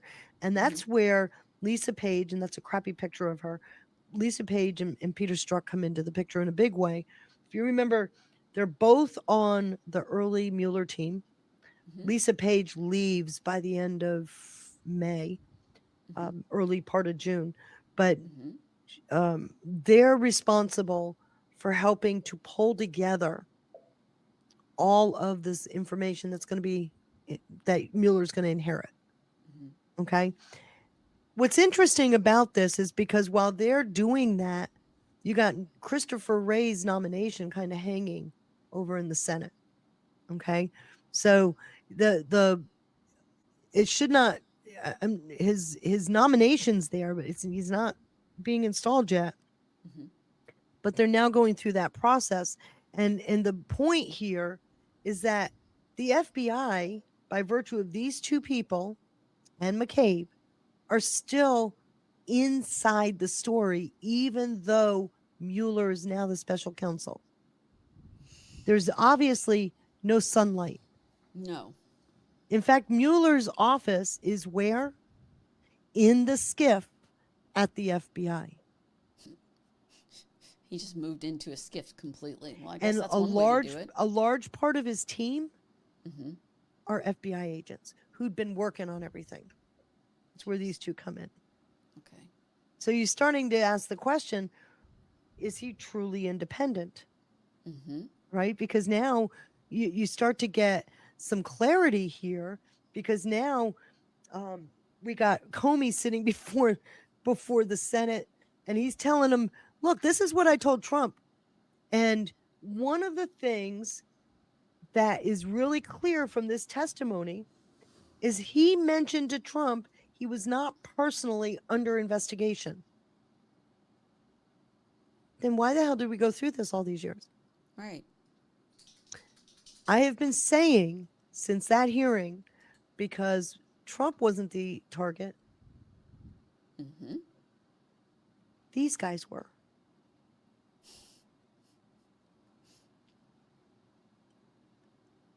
And And so far, I've seen nothing that would take that opinion away. That's interesting.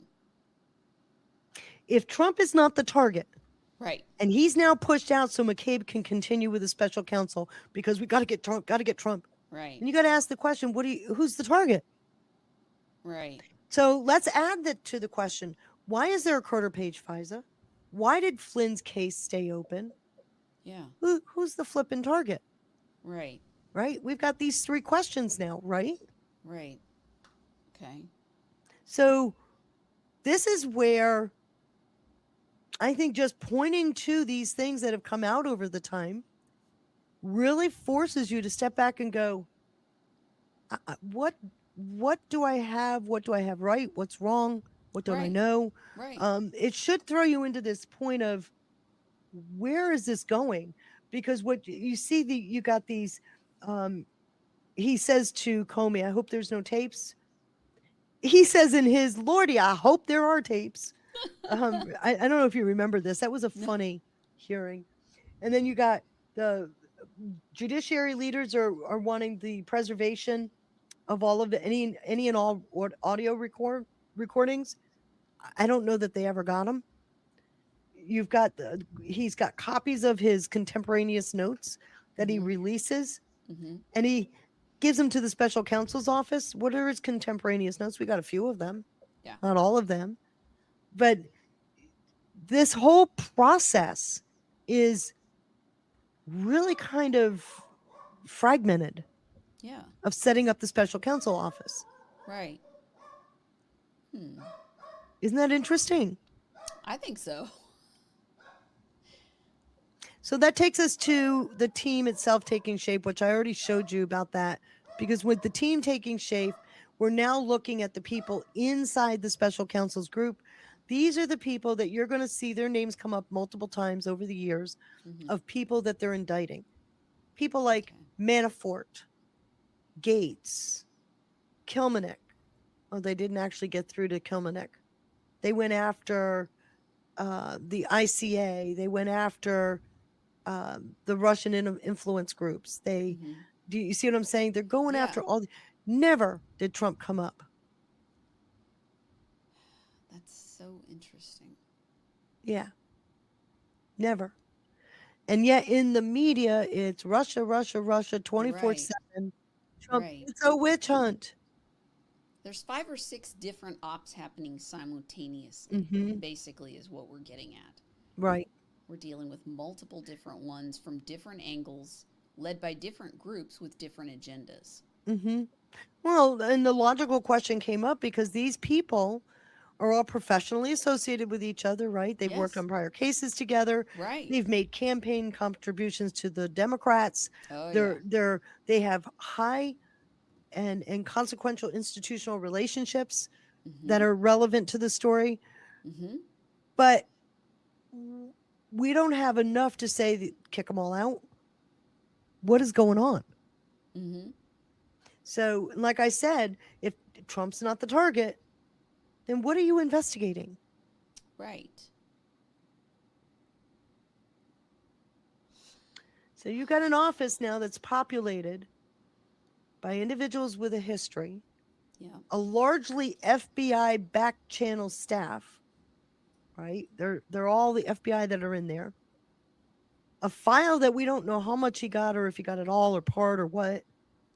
We've got 3 tracks of an investigation: Congress, DOJ, FBI, and now special counsel. And it seems to get more confusing as the day gets long. And that takes us to bringing us back into the scope question, because if you recall, by the middle of June of 2017, people are saying, wait a minute, what is Mueller investigating? And they wanted Rosenstein to put out more information on the scope. And he tried to resist this. This is from May 17th of 2017. It's his original scope order. But there were pieces in here that we didn't know about till later. And I think that doesn't come out till 2018. But nevertheless, Russian efforts to interfere in the 2016 presidential election and any links and or coordination between the Russian government and individuals associated with the campaign of President Donald Trump. So that says, okay, Poppy.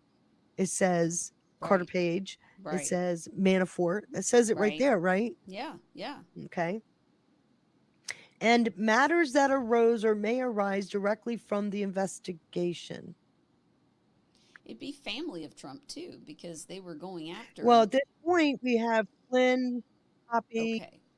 Okay, we have 4 that we know of. Because there was the Trump Tower thing where they were still screaming Russia, Russia, Russia. Yes, and that comes out in 2018. Okay. Where But I thought it was happening in this time. it was frame. happening. It's been It just happening didn't all come along. out. It didn't get connected to anything until Okay. Trump Jr. finally releases his text messages. Got it. Okay. So this is really an interesting story because as you look through, then we still have the question. Carter Page has still got a FISA on him. There's no investigative file. There's no public discussion about what he may or may not have done. There's no accusatory language around him. Mm. This is why I put this slide. I made it more of a shadow, if you will. Got it. Because it's like hanging over this entire mess is what we later find out was no predicate, but a Carter Page FISA with no direction. Why is that FISA there? Especially as you're questioning the scope, right? Right. So I'm thinking we got a little place to be here.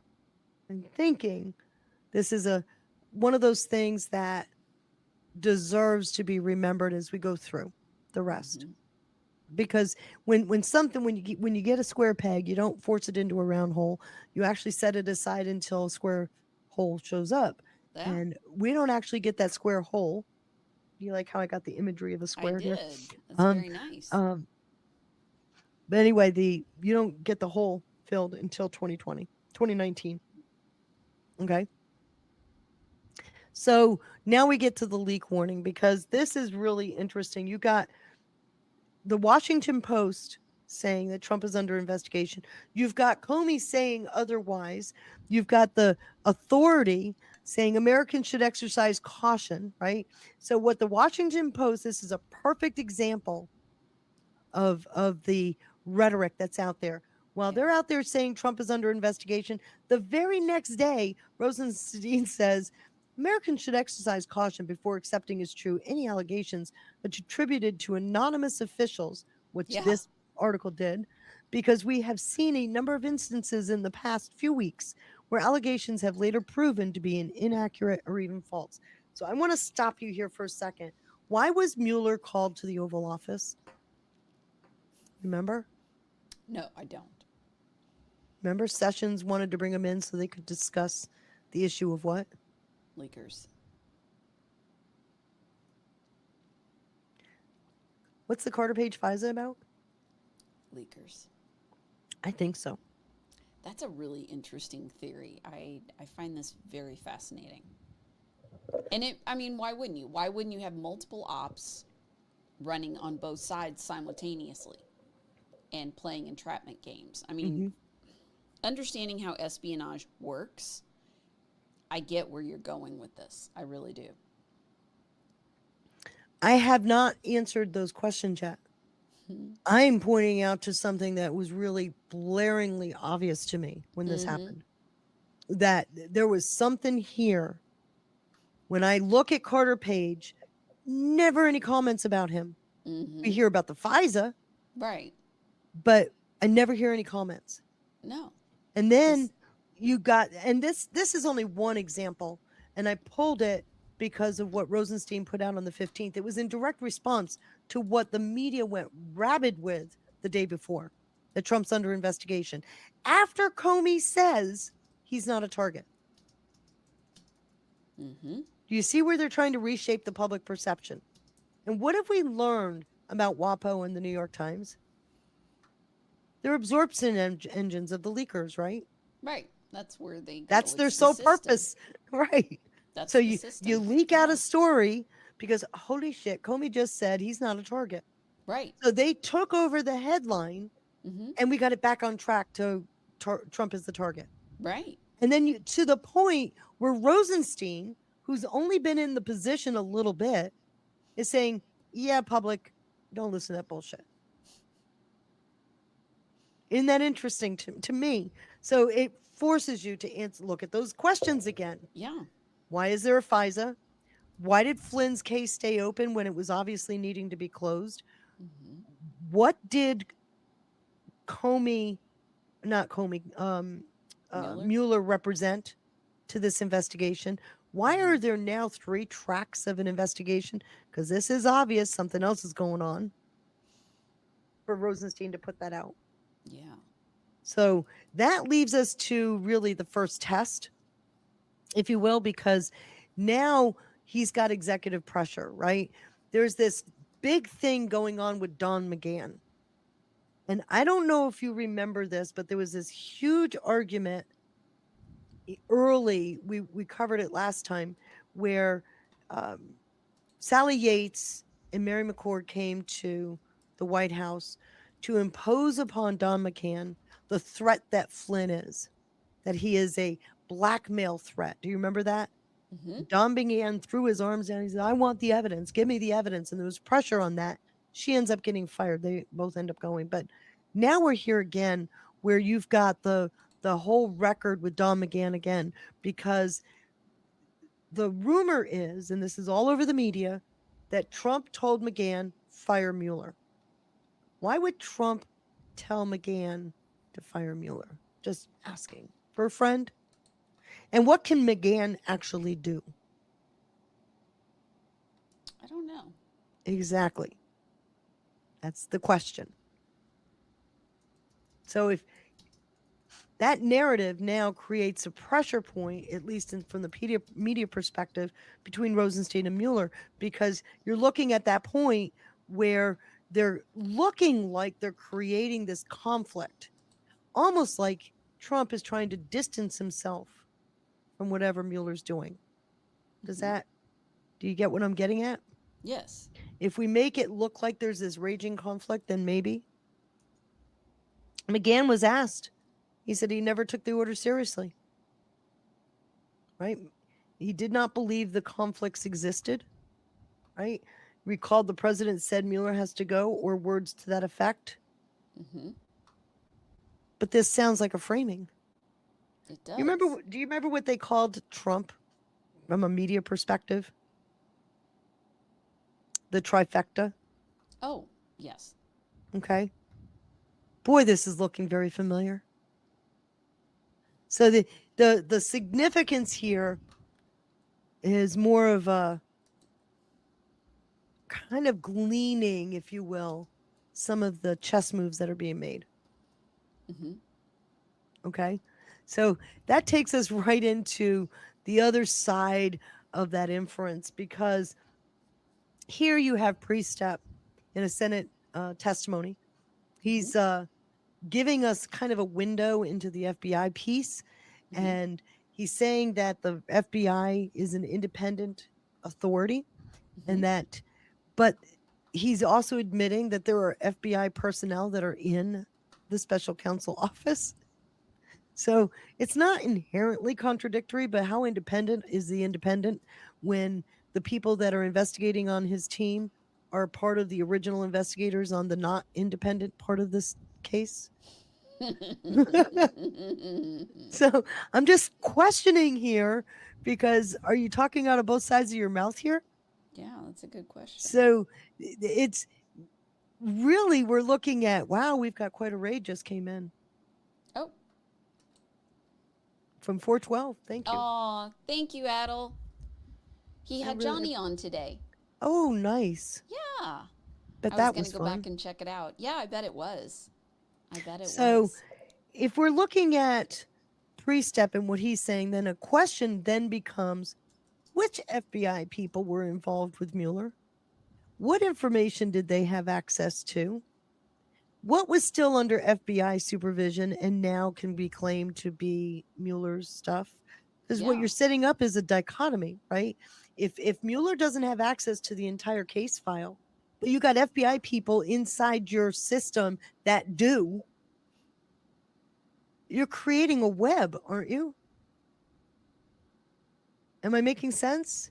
You are to me. I've been trying to watch the chat to see if they had questions or, as we're, it's not that I'm not paying attention. I'm going I through the understand. chats. But I'm not seeing questions. They've tagged me on a couple other things, but not on what you're Because I'm not reviewing. interesting today, huh? I don't think that's the thing. One of them over on Rumble found the count.com. I'm not familiar with that website, but it's got the definition that matches yours. Really? Yes. I'll Yeah, drop it in the, I'll read send that. it to you. Thank you. Read that carefully because Google did remove it. Mm-hmm. And all the fact checkers, which we've come to believe because they're so honest, said, yeah, that was a BS definition. I'm going to DM it to you. Okay, I appreciate so it. You'll have an archive. I appreciate it. Thank you. But that was from Kathy Scatz. Thank you, Kathy. I appreciate it. So shout out to her. Much appreciated. Okay. DM So, to you. so I'm and I not. did drop it in the Rumble chat if anybody I'm not wants it. crazy. No. I'm using the term batshit crazy because that's what I've been called. Well, But I mean, we all have our days. We I'm all not. have them. No comment. There are certain days that I probably scare Right? my husband. He'll just Right? look at me like, "Are we having one Uh-huh. of those? Okay, Yeah. I'll be downstairs. All right, I'll see you later." So I'm gonna land the end of the month with this. Mm-hmm. That skiff that became the special counsel's office is where? Inside the FBI. Special access skiff by who? FBI personnel can go in. Of course. So it really does leave you thinking what stayed out, what went in. And this is what helps to contribute. And especially, I have another sequels deck that I'm going to try to do where I trace the whole evolution of the FBI's surveillance database. Mm-hmm. Because I don't think I've really demonstrated that well. I tried in that one deck, the politicization deck, but I've got it specific. It's 10 slides, not a big deal, but I wanted to point that out because we're talking about two different databases housed in the same Sentinel database. Mm-hmm. Okay, that gets into the permissions and such like that. So even though we've got this walled off and it looks pretty, pretty tight, it really is not. Okay, so now that the room has changed, we now start to see everything go live. And by the end of June, we're not assembling the structure for council where it's already in operation. Why? Because most of it was already in operation at the FBI side. But you got all your people in place. They're already starting to have briefings. They're looking at other investigative matters and they're integrating or have integrated the FBI classified environment into an operational interface. And when I say interface, does that mean what it's supposed to mean? A true interface where they're actually reaching in to another database? Because that gets into the permission piece. Did they migrate this data or did they interface to another set of data?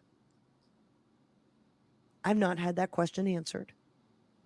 What would be the difference in the two? So if you've migrated the data, you've taken it from one place to another. Right. If you've interfaced to that data, you've left links to go back into the original database. Okay. That's helpful. Do you see where I'm getting? Are we talking about an interface or a migration? And I've been laughed at when I've asked the question. I've been, oh, that's an interesting thought when I've asked the question, but you know what I've never gotten? An answer. And I think Grassley kind of gave me somewhat of an answer back in 2022, but really nothing definitive yet. Which is why I want to do the Sentinel sequel. Okay. Okay? Got it clear? Because that, my dear, is the month of June. We moved at a good pace. We did. Okay. So we've got these questions remaining. Right. And they're questions that need to be carried forward because a question unanswered is a complexity to the investigation that actually creates a problem, right? If you can't answer a question, and a Right. question that lingers for too long is an undoing of an investigation, don't you think? That can be. So Yeah. this is where I'm at now. I don't know what you guys all think about it. This is just, the second quarter of 2017. I really wanted to, put some effort into helping you get up to speed as to what's going on before most of you even knew what was going on, because at this point there wasn't Q. So what are your thoughts? I always appreciate that when I'm done having a session with you, I think about different options. Mm-hmm. And I love that. I don't like being locked into one narrative at all, because I say this over and over, but I really do feel like we can't be locked in because we've never had all of the information.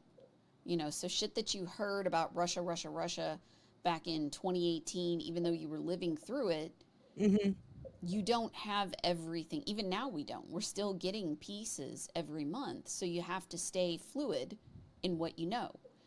And by that assumption, I assume that people that we think are bad may not be bad by the time this all shakes out, or people that we thought were good have turned out to be really not so good.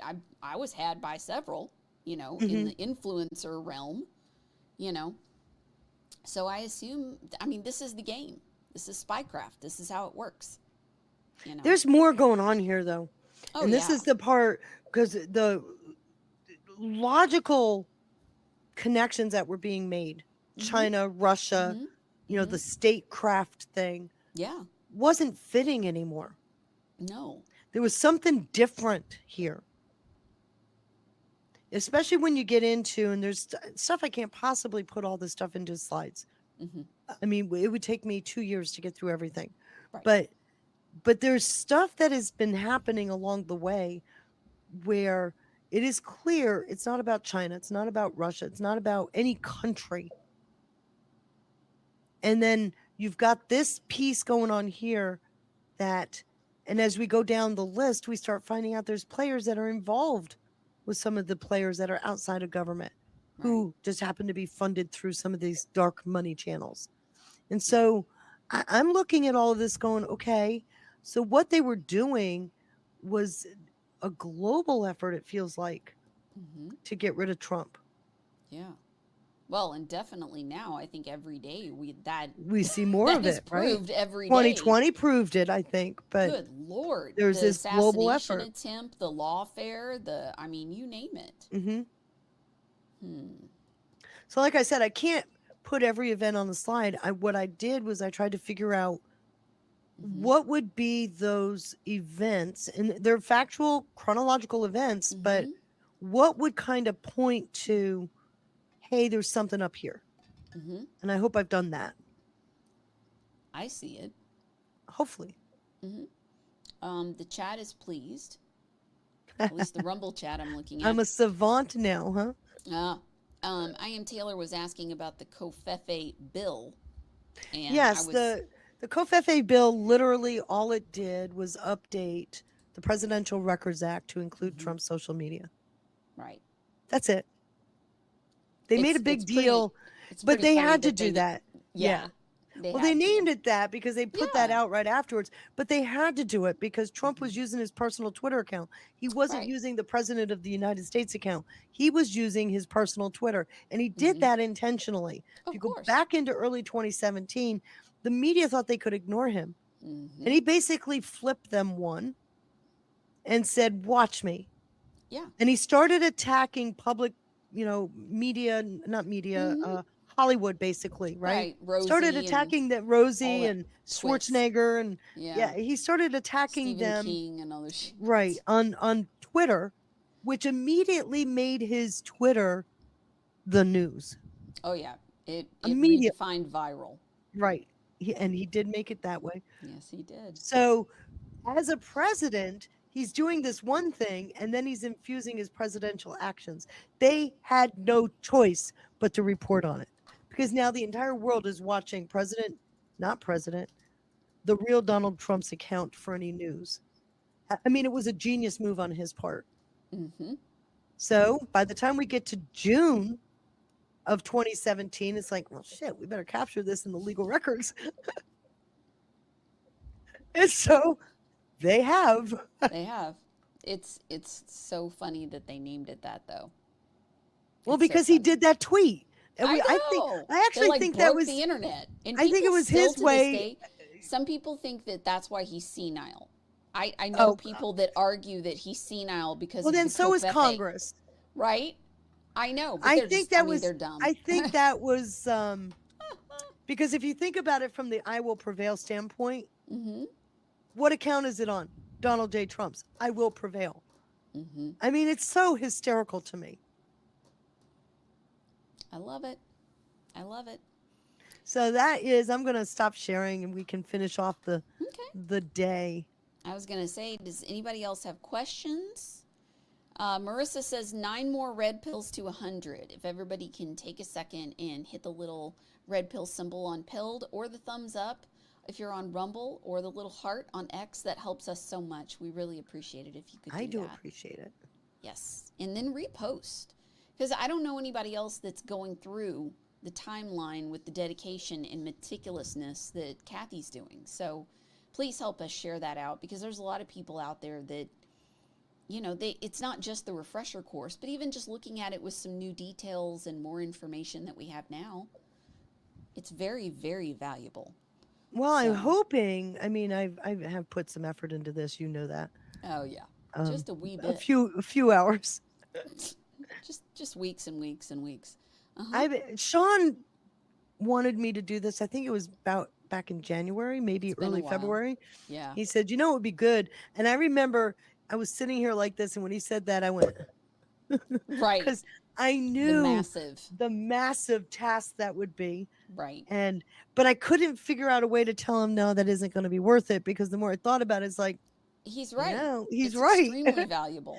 Damn him. It's his I fault. know. Little brat. I know. It's easy for him to assign, right? He's very managerial. I need him to come sit at my desk and do just a few days of what I've been If doing you here. fed him, he would. If you cooked some Italian good stuff, I'm sure he would sit there and do. Oh, God bless him, because it took me down a path, and it's taken me a Yes. long time It's to been actually start great. building content. But Mhm. then as I'm building the content, I mean, the 2017 deck is 119, 117 slides. Mhm. Mhm.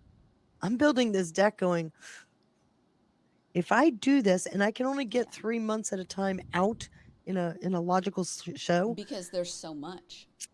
and you can see how succinct it Yeah. is. Yeah. Each month is no more than about 10. The most I have for any month is 12 slides. Yeah. And that's not that's not oppressive. No, it's digestible. Right. But I mean, there was just so much more going on, and now we have a much better understanding. And I think in the next year or so, we're going to have an even greater understanding the more that comes out. But it's so necessary right now. So I hope everybody will please, you know, hit the thumbs up, share it out on whatever platform you can. We I appreciate really it. appreciate it. I do. It helps us so much. So I think I got all the gold pill love. Kathy, is there any thoughts or anything that you have as we're winding down? On what, Anything? anything? No. Whatever. My brain is fried. I know, I can see it. It's very I can see you're tired, sweetheart. Yeah, it's very very crossfire hurricane-y. I know. I know you're tired. I've been reading so much stuff because I'm trying to keep up too with all the stuff that the White House has been putting out Yeah. and what John And it's a Solomon's been lot. doing. Definitely. There's a lot going on right now, and I feel like if I do, because I miss, as I get buried into a set of timelines, I miss the daily news, and I'm like, oh my Mhm. God, that happened? How awesome is that? And I got to stop. And so now the only solution I have is to only give myself 4 hours sleep a night at best. I could not do that. I Well, do not function I'm very well. I'm about every 4 days I like completely crap out and sleep for a day. My age is starting to show. And my voice is starting to get hoarser. But I love you all. Cheers. It's worth it, though. I We need do love stronger the work. drinks. Right? Yeah, I really do. I know. I really do. I love doing this. I may bitch about it, but I do love what I do. But every now and then I have to just, complain slightly. I love the idea that I can pull things together.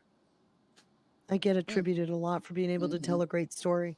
I never feel like I do the story justice, but when I look at everything that's going on and saying, I know that story and I can go back to it. Taylor's asking if we decided on additional shows. We haven't discussed it. We haven't really discussed it because I got buried. I wanted to see, especially with just you and I doing this, it was a great, I can actually do 3 months in an hour, which is pretty damn good. We can knock it out. We can So knock this out. We'll see. We can always Actually, no, pre-record 3 and- months, 3 months and 2 hours. So Well, we did a whole thing on Basent and talked about that for 45 half an or hour. 50. No, Did it was really longer? Yeah. Okay. The slide deck was literally just over an hour out of this. Okay, maybe so an hour then and there 10. goes our segments. Mm-hmm. There goes. We can actually extrapolate from there. And the other thought I had, depending on that, was to do very short segments and just do a month at a time. Oh, okay. Yeah. If that would be even easier, almost a short, if you will, although it would be what, half hour, Yeah. Yeah. We could do 20 that too. minutes. Whatever's digested, because I just really want people to be able to grasp it and share it with people. I think. Well, I the think we're further gonna we have get to the to- flood. It's necessary. I think what we're going to have to do is set up a channel dedicated to it. So I'm there's not one opposed to one place to put Right. it. Right. Let's talk about that afterwards All right, because we'll do that that. way we don't have to look for the pieces. We can just Yes. add to We the can- to and a it's library. not. Yeah. It either needs its own channel or a specific playlist. Yeah, and I don't know how to do playlists, so Oh, I do. They're pretty easy. okay. I can do that. S. Jones just gave us a cookie. You gals Thank you, rock. S. Jones.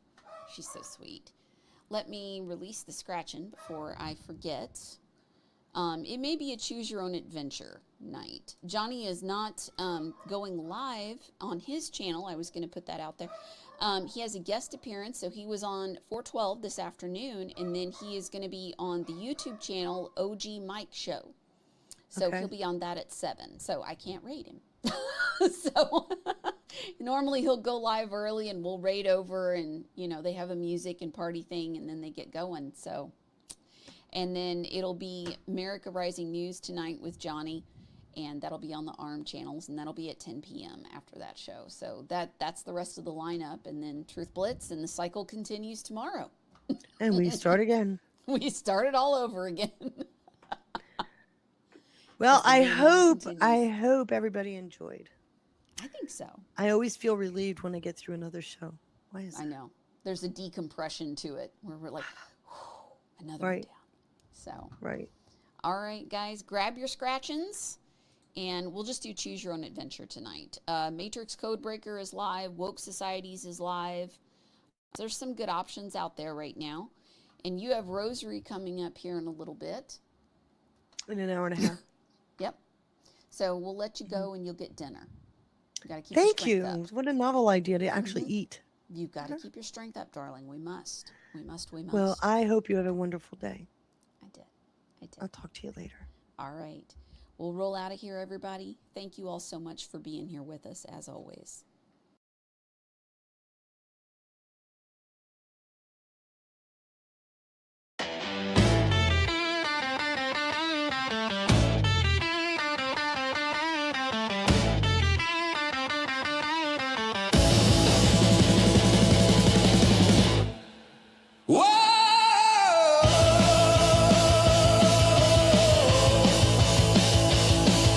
Whispers in the static, questions in the fire.